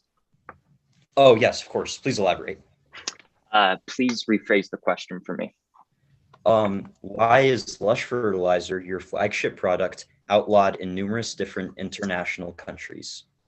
I believe that was answered by another witness, and that being that it was concerned with the nitrogen in the product. Do you believe the nitrogen, just in your opinion, do you believe the nitrogen is dangerous? Excuse me, it sounded like Ms. Van Otten had an objection. Is that correct? Yeah. Go ahead. No foundation. I don't believe that he was asking a foundation-related question. Mr. Gustafson, yeah, I'm sorry. I was about to call you Charlie, and it's not appropriate. Mr. Gustafson, if you could repeat your question. Of course. I just asked, why is Lush Fertilizer, your flagship product, outlawed in numerous different international countries? I believe it. Excuse me, let me make my ruling. That is not a foundational question. So I believe that he would be in a position as the CEO of Lush to be able to respond to that question. So your objection's overruled. And now you may go ahead and answer. That's primarily because of the nitrogen mentioned in the fertilizer as well. But I am also not an expert in foreign countries. I follow American regulations. All right, but shouldn't you be aware of, you said you're not an expert in the dealings in foreign countries, but that would obviously be a big hit to your profits that you aren't able to sell your total product in those foreign countries. So do you believe, or what do you think of the motion that Lush Fertilizer is outlawed in these countries? I believe I've done everything necessary to show that my product is safe. As far as other countries, that's as far as their own federal policy. For me, it's I've done what's necessary, and my 2 in-house studies showed that Drufo is a safe chemical in my product. So, simply put, sorry. You're good. Okay, perfect. Let's move on, Mr. Doncourt. With a yes or a no, would baking Lush Fertilizer eliminate the risk, even the slightest risk, of a carcinogen in your fertilizer? Yes, it would. So you agree there is a risk then? Very minimal risk. Okay. And Mr. Doncourt, if there was anything you could do to ensure the safety of your customers, then you would do it, correct? Yeah, I conducted 2 in-house studies that did so. Perfect. So even with the slight risk, why doesn't Lush Fertilizer bake their products if it would completely and totally ensure the safety of your customers? Because my studies showed that my product was safe as is. Okay. Would you agree that a sizable cut of your surplus budget goes to your investors instead of towards something, say, baking the fertilizer? Sure. I mean, running a company, you distribute money along lots of things. Investors is an element of running a company, but they also go to paying my employees and doing charitable acts. Okay. Well, as you stated before, there is a risk of carcinogens in your fertilizer. And with Minimal. this money going to your investors, are you saying that the happiness of your investors is more important than, say, doing something that could ensure the safety of your customers? No, I've done everything to ensure the safety of my customers. I conducted two in-house studies that showed that there is minimal risk with Drufo and my fertilizer. Okay. I care about my customers. I think I've proven that. No further questions, Your Honor. Thank you. Any redirect examination? Yes, Your Honor. Proceed. So you performed many forms of research with your employees that found there was no carcinogenics in humans, correct? Correct. And even after the possibility of it being in rats, you performed 2 in-house studies to prove that it was not carcinogenic to humans, correct? Correct. And so with this, it found that it was not a risk to humans, correct? It was a very minimal risk to humans, correct? No further questions, Your Honor. Thank you.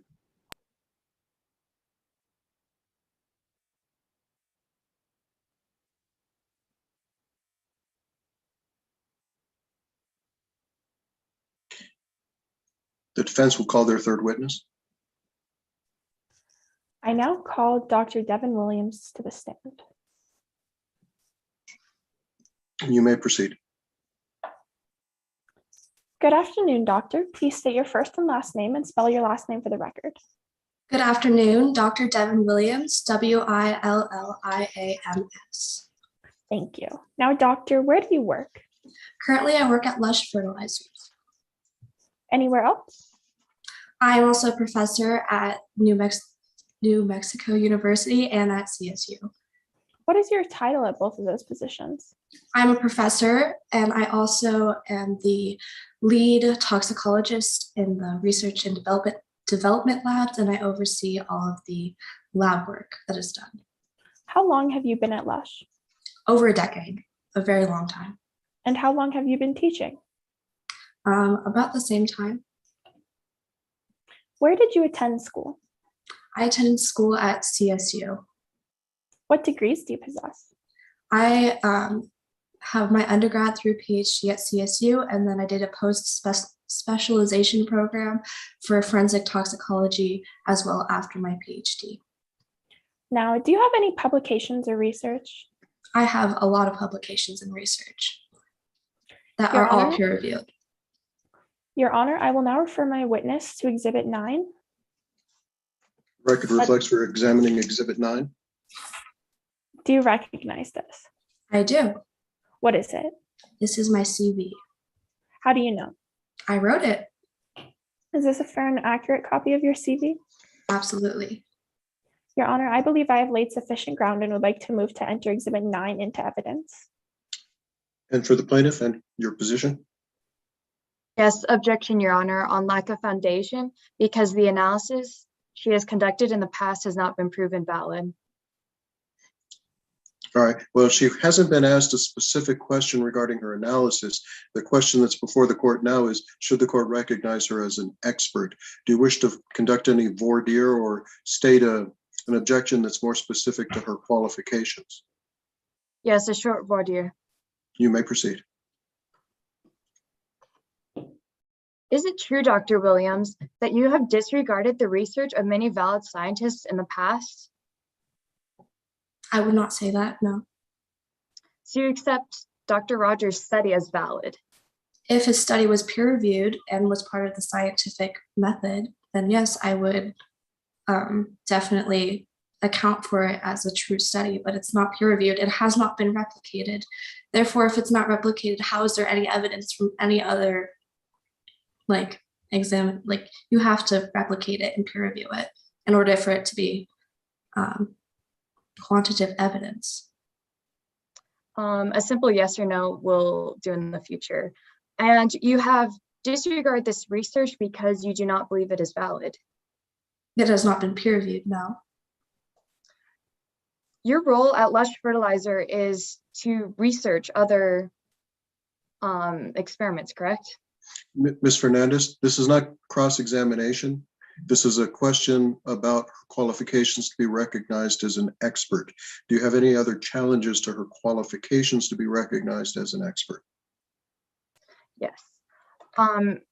You have disregarded your research because of your job as an analyst, correct? My research? Could you restate the question? You've disregarded the research of other valid scientists because of your job as an analyst, correct?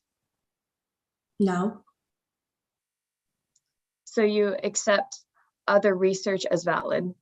Of course I do. I'm a scientist. I have to analyze all kinds of data. That's what you do. You compare, contrast, get peer review, replicate. Of course I look at other scientific. So you look at other studies and decide whether they are valid or not based purely on your job as an analyst? No. And what other background do you have that can help you prove whether they are valid? I have a degree in toxicology and pharmacology, as well as forensic toxicology, which means I've worked and done many, many research studies with many kinds of scientists within that field, which makes me very qualified for this. And this research is analyzing other studies, correct? No, I'm performing studies. Yes, but you have not performed any studies that directly disprove the studies of, let's say, Dr. Rogers. How does this have to do with me being an expert? I am trying to show that you have no solid foundation to disregard important research, and this therefore puts your research at risk.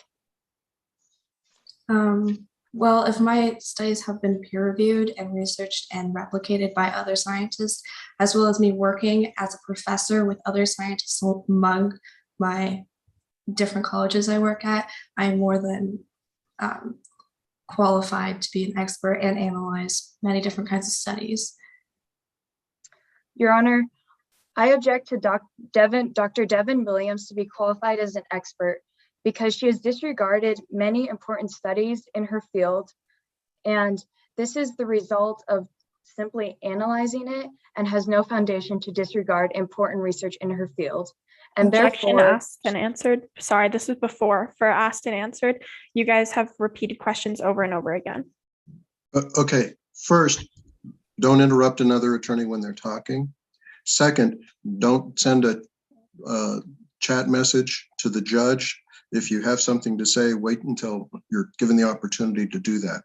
Now, Ms. Fernandez, again, you've been cross-examining her more with regard to a single episode of her disregarding other research rather than focusing on what would qualify her to be recognized as an expert in the court under Rule 702. Now, the offer made by Ms. Rhodes was to her CV, which is obviously a foundational requirement to her being acknowledged as an expert. Do you have any reason to believe that her CV is not a true and accurate representation of her education and experience? No, Your Honor. All right, so then I'm going to admit Defendant's Exhibit 9. And in terms of that as a foundation for her expertise, Ms. Rhodes, was there anything else you wanted to add? Not at this moment.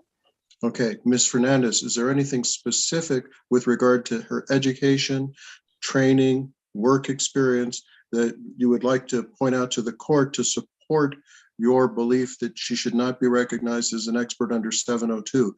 Understanding you're still going to be able to cross-examine her with regard to her disregarding specific studies. Other than that, is there anything else you want to advise the court of regarding her qualifications under 702? I believe in her past, there are gaps in her research that makes her unqualified to fully testify as an expert. Can you inquire or give me something to listen to with regard to what those gaps are and how they're relevant to her designation as an expert. Dr. Williams, have you taken Dr. Rogers' negative study of DRUFO into account while you work at Lush Fertilizer? Absolutely. Thank you. That will be all, Your Honor. All right, I'm going to find that again, Rule 702 is fairly liberal as to what it takes for the court to recognize a person as an expert.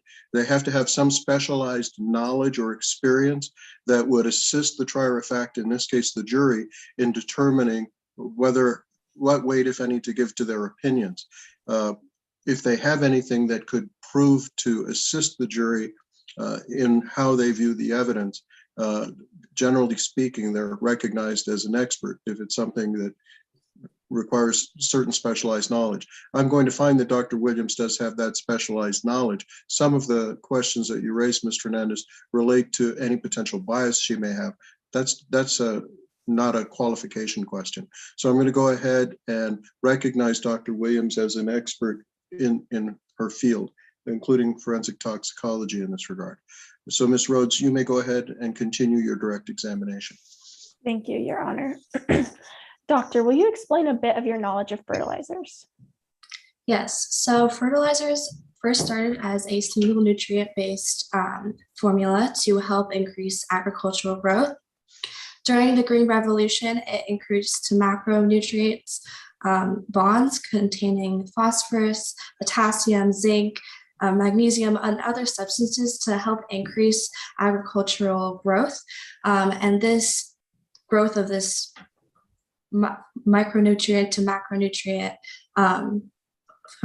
formation has greatly increased the agricultural revolution by 800% and has helped growth in all aspects of agriculture.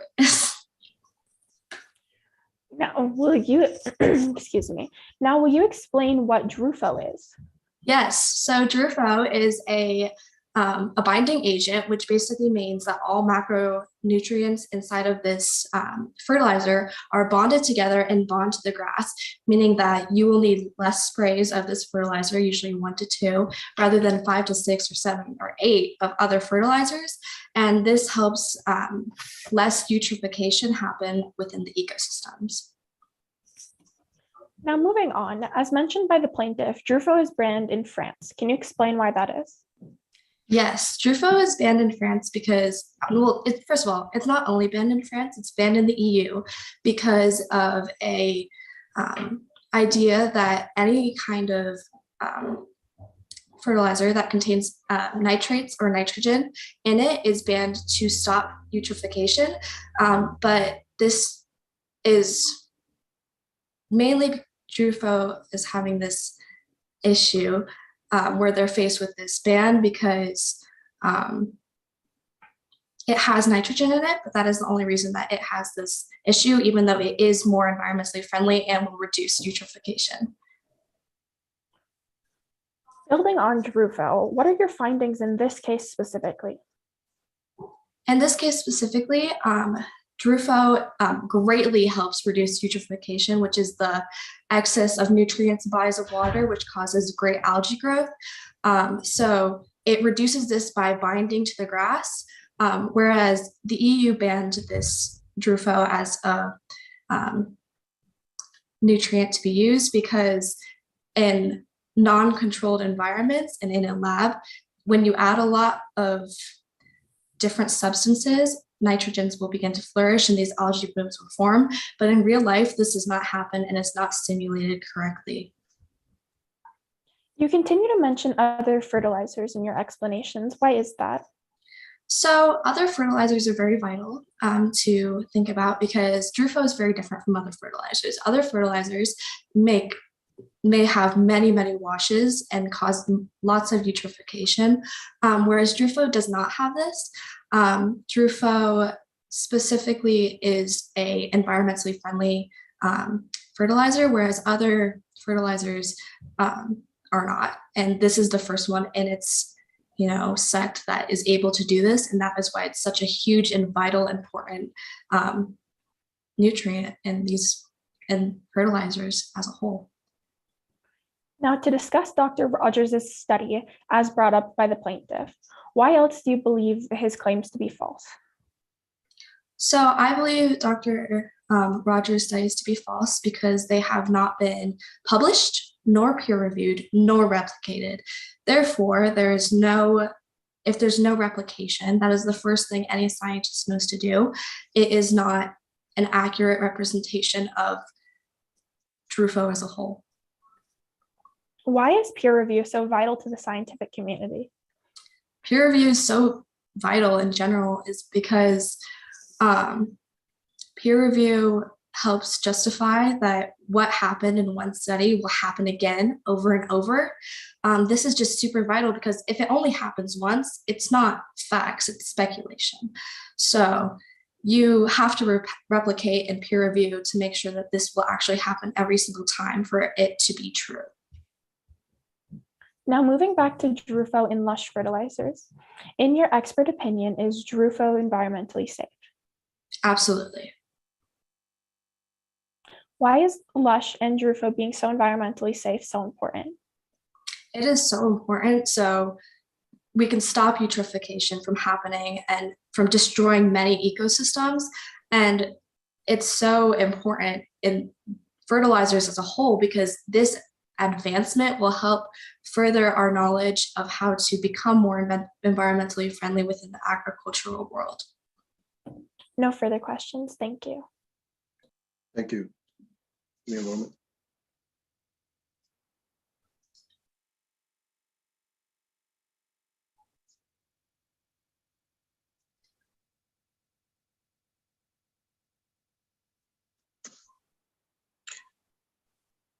All right, cross-examination by the plaintiff.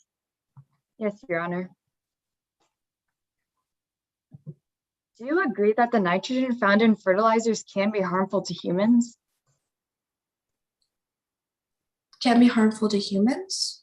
Yes. Nitrogen is all around. Nitrogen is in the air, in the ground, everywhere.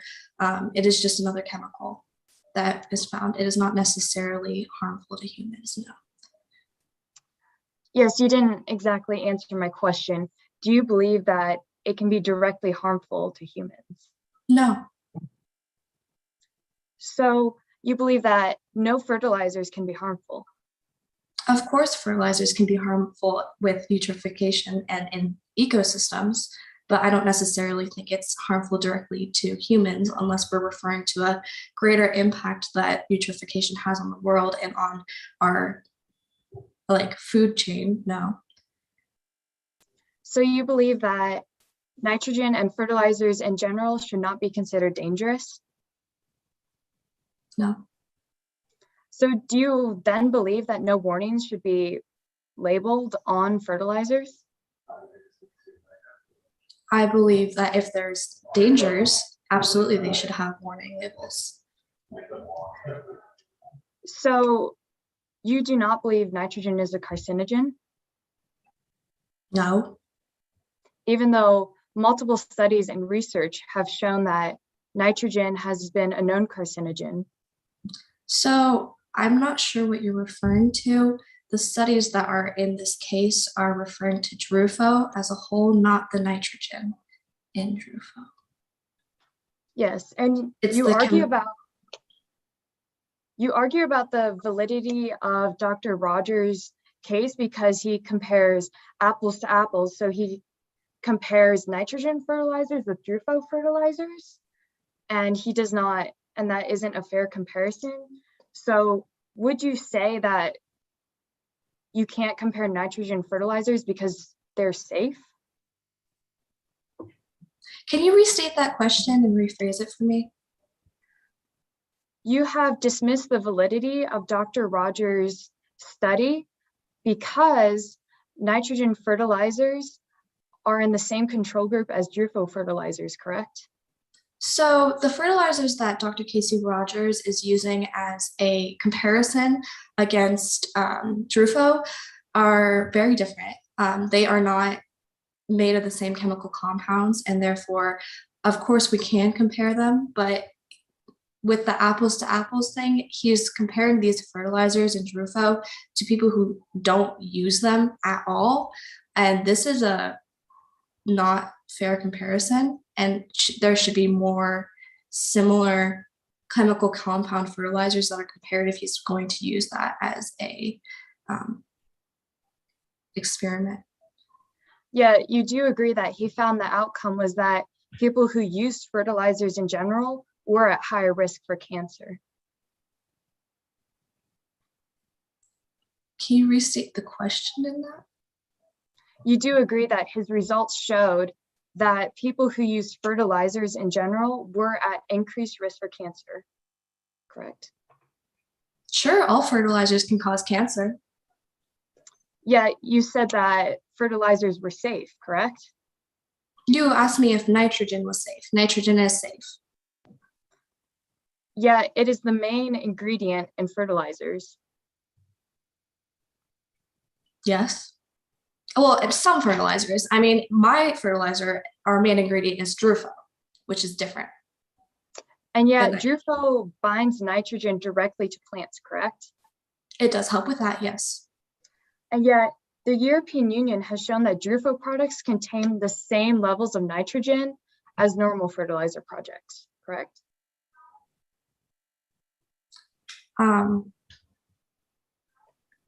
No.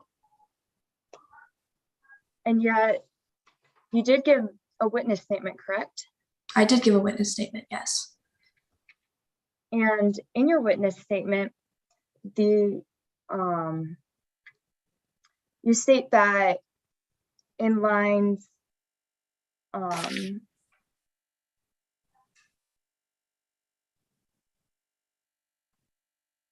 in lines 58, you state that the European Union got just as many nitrates as regular fertilizer in their studies. Yes. So there is the same level of nitrates in these Drufo products. As compared to other fertilizers, yes. And therefore, if other fertilizers are going to be compared to Drufo, then all fertilizers should have this, they should all be considered when it comes to Dakota's issues and her medical conditions, because she was using other fertilizers, not just Drufo. So therefore, there's no evidence that it's directly caused by Drufo if all of these fertilizers contain the same amount of nitrogens. And yet, is it correct to say that Drufo binds these dangerous nitrates to plants? It does bind it to help eutrophication, but that doesn't have anything to do with cancer. But this is the main difference between normal fertilizers and Drufo products, correct? Absolutely, which makes it more environmentally friendly. I'm glad you brought up the environment. Would you say Drufo products are safer for the environment? Yes. And has this led you to have a biased opinion? I am very confident in the work that I've done in the labs that I've done with Drufo, that it is environmentally friendly. And because of evidence that we have shown in not one, but 2 labs, and that has been replicated, that Drufo is definitely more environmentally friendly. So is Lush Fertilizer going to challenge the decision made by the European Union? Oh, yes, absolutely. When the decision by the European Union was made, we were a very small company. We did not have the resources to challenge it, but now we are going to be challenging that. Okay, and especially after this a simple yes and no will suffice. And if this case finds that Drufo causes cancer, will this decrease the chances of being able to profit from Drufo products in the European Union? Can you rephrase that question? I'm sorry. So if this case finds that Drufo causes cancer, will Lush Fertilizer product profit less in the European Union? That cannot be determined at this time. Does your position at Lush Fertilizer financially depend on the outcome of this case? Yes, because I do work there. Yes, and By working there, you're the leader of toxology research and development, aren't you? Yeah, toxicology, the labs. And in this role, aren't you liable for your customer safety? I am liable to conduct research and perform accurate labs to depict the answers that we are all asking if Drufo leads to non-Hodgkin's lymphoma. And in your research, have you found anything that definitively proves that Drufo is completely safe to users? Baking Drufo. And did the company bake Drufo? No. So you were not absolutely sure that Drufo was safe? I believe that Drufo below a normal level of confidence. I believe that Drufo is safe completely, and I do not believe that it caused non-Hodgkin's lymphoma. I believe there's always a chance, like there's a chance if you take any amount of data and any amount of people in the world, there's going to be people who end up with cancer. But I do not believe that Drufo was the cause of Dakota Weir's cancer. And yet you have no specific studies that prove your theory. No, I do. I did 2 in-house labs that showed this. Yes, but the safety of Drufo is not completely proven. Of course, there's not going to be 100% confidence level with any kind of science. Everything has a chance, but it's not directly correlated with non-Hodgkin's lymphoma, no. And was this chance of error or room for error and the slight chance that a customer could get cancer, was this labeled on the products? There was a warning label. Of cancer? That was not within my means of, that's but beyond my job description. In your expert opinion, do you believe that they should have been warned that there is the slight chance that they might develop cancer? Our lab study showed that there is no chance of it. So no, if there's no chance of it, then you shouldn't have to have it on a label. So can you say with absolute certainty that Drufo does not cause cancer? As with anything, Drufo has a chance of causing cancer, but it is very low, and I am confident that Drufo did not cause Dakota Weir's non-Hodgkin's lymphoma cancer. And yet you cannot say with absolute 100% certainty. In science, there is no 100% certainty. You have to try and do labs and do studies. And with my studies, I do believe that there is no link to non-Hodgkin's lymphoma, or not a huge percentage of a link to non-Hodgkin's lymphoma. So that's a no? I believe that there's a chance with everything, but I'm confident that Drufo did not cause non-Hodgkin's lymphoma. But do you believe that there is the slightest chance? Of course, as with everything in this world. Thank you. That will be all, Your Honor. Thank you. Redirect examination. Yes, Your Honor, a brief one. Dr. Williams, do you believe Drufo is a safe product? Absolutely. And have you done the requisite scientific studies to prove it is safe? Absolutely. I've done many studies, and currently I'm in the process of publishing for Drufo. No further questions. Thank you. Thank you. Okay, that concludes the evidence portion of the trial. We're going to just take a short amount of time just to make sure the scoring panel is current. They're nodding at me. Okay, good.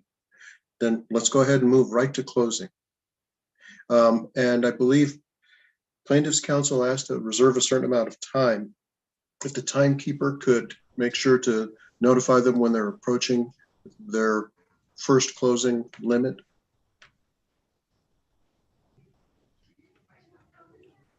Plaintiff, you may proceed with closing. Mr. Gustafson. Thank you, Your Honor. As we gather here today, ladies and gentlemen, I would like to remind us all of why we are here. A young man, a student, a friend, and a scholar has been robbed of everything. Mr. Weirs excelled in his day-to-day activities. A class president, member of the National Honor Society, and servant of the poor and less fortunate, Mr. Weirs had an extremely bright future ahead of him. Now it is gone.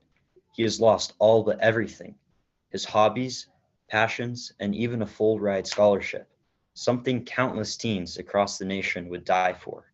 I would like you all to keep in mind, all of these accomplishments are not just gone, they have been stolen. Stolen by the greed of a CEO too concerned about the happiness of his investors and the safety of his products. Stolen by the negligence of a company to not even provide a simple warning label warning against cancer. You have heard from a CEO that safety is his #1 priority, yet he still fails to take all necessary precautions to prevent danger for his customers. You have heard from Devin Williams, who constantly confused the danger levels of all fertilizers, including Derufo, fumbling over and going back on her previously made statements. Ladies and gentlemen, Mr. Weirs can affirm that his goal is to make sure Lush Fertilizer never hurts anyone again. All he asks for is compensation for himself and others. Mr. Weirs is not just fighting this case for himself. He has stepped into the role of a shepherd, not only fighting for people all over the nation in a similar position to where he is today, but for the people of the future. You have heard from Casey Rogers, who clearly illustrated in her expert opinion that Derufo is linked to cancer, including non-Hodgkin's lymphoma. You have also heard from Carson Durst, presenting clear evidence through science expressing concern that Derufo is carcinogenic, which Lush Fertilizer ignored. This is not a battle of greed, ladies and gentlemen. This is a battle fought to keep companies accountable. This is a battle for safety. Thank you for your time.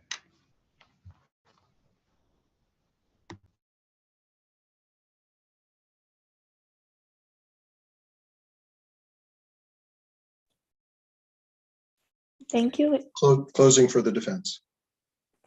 Thank you, ladies and gentlemen of the jury and judges, for your attention and time throughout this case.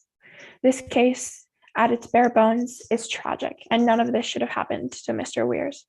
However, the plaintiff has not created enough evidence to deem Lush Fertilizers guilty of causing Dakota Weirs' awful diagnosis of non-Hodgkin lymphoma. In the case before you, the plaintiff has presented insufficient evidence to convict. The plaintiff is asking for compensation. Life is priceless, and the prosecution cannot put a price on what they deem as acceptable for the damages, let alone force Lush to pay them. Lush Fertilizer is a careful and safe company with multiple award nominations and charities for their environmental work. A company so careful with the environment would not allow something like this to happen. Compensation is no little feat and should not be treated as such. Lush did not cause Mr. Weirs' cancer and should not be held responsible to pay for something they had no part in. Now, to move on to the facts, the so-called evidence they presented to prove Lush was negligent comes from an untrue interpretation of Derufo and Lush Fertilizer. Yes, Derufo is contained in Lush Fertilizer. It is at the forefront of modern environmental technologies, but as with any chemical, safety gear must be worn to protect the user. Lush warns its users to wear proper and adequate attire covering all skin to prevent any chemical from entering the body. Lush Fertilizers, although the best and newest biotechnical innovations, should be treated as what they are: chemicals. Dakota Weirs not only failed to wear protective gear with Lush products, but with any chemical he used at all. As you hear from both experts today, chemicals are dangerous and should be treated as such. Mr. Weirs did no such thing. Next, the studies done in-house were precautions. They were not done to do anything except that prove that Derufo is safe to users, which they found to be true. The researcher presented by the prosecution did one study and did not take the time to consider what truly would have caused Mr. Weirs' cancer: other fertilizers. Dr. Casey Rogers' one study watched a random group of people who happened to be exposed or less exposed to Derufo. These people all have lives very different from one another.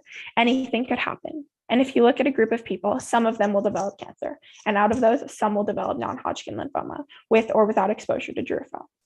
This study has also never been replicated or peer-reviewed.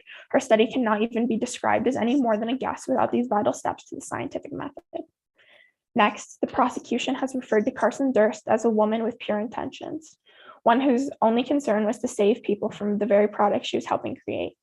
After Blake Doncourt refused to pull strings for her, Ms. Durst became angry and claimed these concerns were never addressed, even claiming an email was sent discussing the dangers, yet in reality, there was no such email.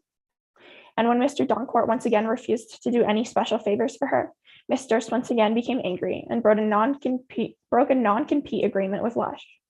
This is not a woman trying to save people from danger. This is one who has attempted to bash Lush Fertilizer and especially its CEO, Blake Doncourt, in an attempt to recover from the embarrassment of doing an improper job. The only thing the plaintiff has proven is that Dakota has suffered. Dakota lost his passion, his future, his life. This, however, is not Lush's fault. It is not Lush's negligence that caused her cancer. It was her bosses. It was her improper care. It was much more, but none of that is Lush's fault. This case is one that should have never been addressed with improper research and studies. Everyone is taking advantage of this poor boy's story. Dakota Weirs is a strong, independent young man who should not have had any of this happen to him, but Lush is not to blame. It is for these reasons that we ask you to find the correct verdict in favor of the defense. Thank you.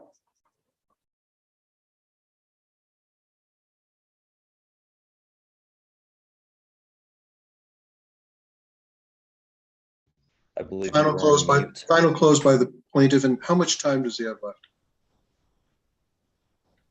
2 minutes, 53 seconds. All right. You may proceed, Mr. Gustafson. Perfect. Lush Fertilizer is trying to disregard the facts of this case by presenting themselves as a charitable company that simply is trying to make the world a better place with their awards and so-called environmental friendliness. The blatant fact is that this is irrelevant. They are blinding you by their good works from the corruption of a large company greed. They act as if Dakota Weirs is an expert in toxicology. The truth is this: Dakota Weirs was an innocent teenager without knowledge or background of dangerous chemicals. Weirs was never warned that Darufo was never proven completely safe. Mr. Weirs acted as if Lush products were just like any other fertilizer, when in reality, there was a hidden danger behind an environmentally friendly company. The hidden danger was Darufo, an untested and unknown carcinogen. Thank you. All right, thank you. That concludes the evidence and the argument portion. I'm going to basically do a couple of really quick critiques while the scoring panel does what they need to do to transmit their scores to the people who have control of this stuff. A couple of things that I want to point out. You have to understand that my goal is for each of you to improve with every round that you do, because what I'd really like to see happen at some point is an Adams Broomfield County state champion. So with that having been said, today we heard good morning, good afternoon. We even got one good evening. Every one of us has a clock at the bottom of our computer screen. It's clearly morning. So move away from your rehearsals, move away from your written notes. If you're arguing in the morning, it's good morning. If it's the afternoon round, it's good afternoon. I don't expect that we're going to have too many good evenings, Ms. Fernandez. So with that having been said, just kind of pay attention to the time. Also, one of the other things that we begin with is looking at the people who are doing the presentations. You have to be a little bit more flexible and adapt. In this case, Dakota Weirs, wave at everybody. See, Dakota Weirs, man. So, you know, he would not be somebody's sister. Okay. And so if you have something in there in terms of brother, sister, he, she, and I don't care, Dr. Rogers, wave. Okay, not a guy. So again, it's one of those things where be a little bit more flexible, more adaptable. In the preliminary rounds, you're supposed to learn these kinds of things so that later on, when the difference between winning and losing could be 1 point, it could be something as simple as that. Another thing to remember, we're all on camera. So some of you spend an awful lot of time mussing with your hair. When you're drinking, try to do it as nondescript as possible. And Mr. Gustafson, I've got to tell you, the jug, pour it in a glass, drink it out of a glass. Drinking water out of the jug is just a distraction. You know, again, each of you have put in a lot of time to prepare this case. You don't want it coming down to a point because you've done something that's distracting and not necessarily relevant to the questions that you're asking or your presentation or the answers that you're giving or your testimony. And I've got to tell you that it's real clear, a lot of you really did your jobs excellent. Try as you go along to rely less on reading.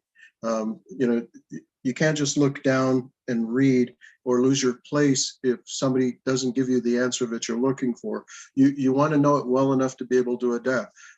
Again, some of you did that really well. Some of you just need to work on it a little bit better. With that having been said, just a little bit about me. I'm about to retire. I've been a judge for over 20 years. I've been involved with high school mock trial. You're going to love this. Since 1986. I started as a coach, became a regional coordinator, became a state competition coordinator, and then just for the last few years, I've been serving as a presiding judge over these things. I tried to give an explanation of my rulings so that you could understand not just what the ruling was, but what you could do to try to avoid that same type of objection or problem in your later rounds. So that's why I tried to be a little bit more in terms of explaining my rulings on the objections. Just kind of take that for what it's worth. But good luck as you guys proceed through the rounds. Now I'll turn it over to Haley Black, if you could just tell them a little bit about who you are and what. Can you guys hear me?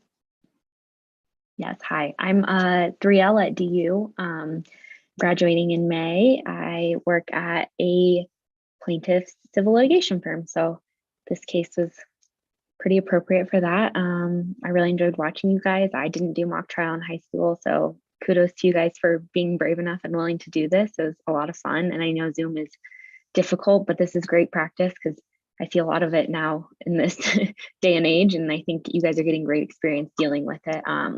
Yeah, I think a lot of what Judge Juarez said was super relevant. Just make sure you guys are confident and don't rely on your notes. I could tell you guys knew what you were doing, so just you don't need them. Just be confident and good job.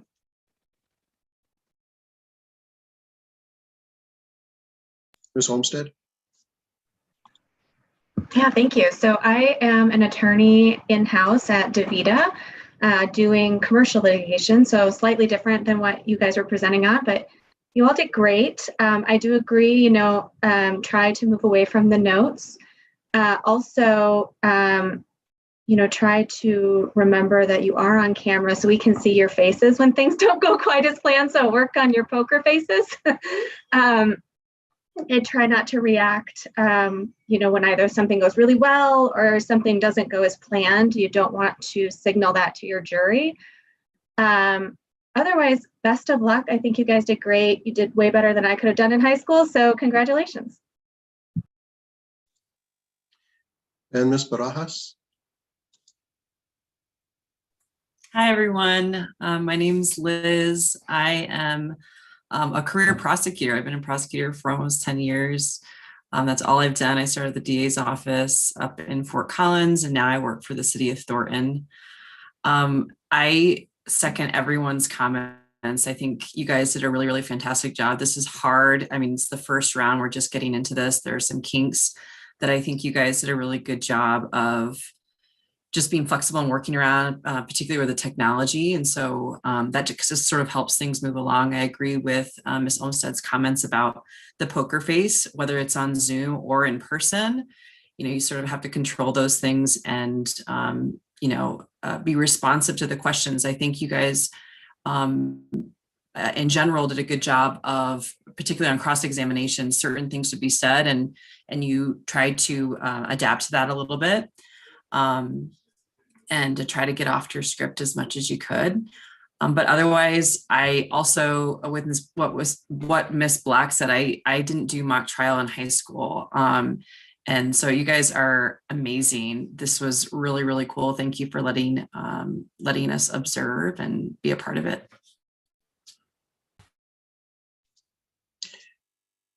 And I'm going to turn now to the moderator. I'm assuming all of these people can go ahead and leave this meeting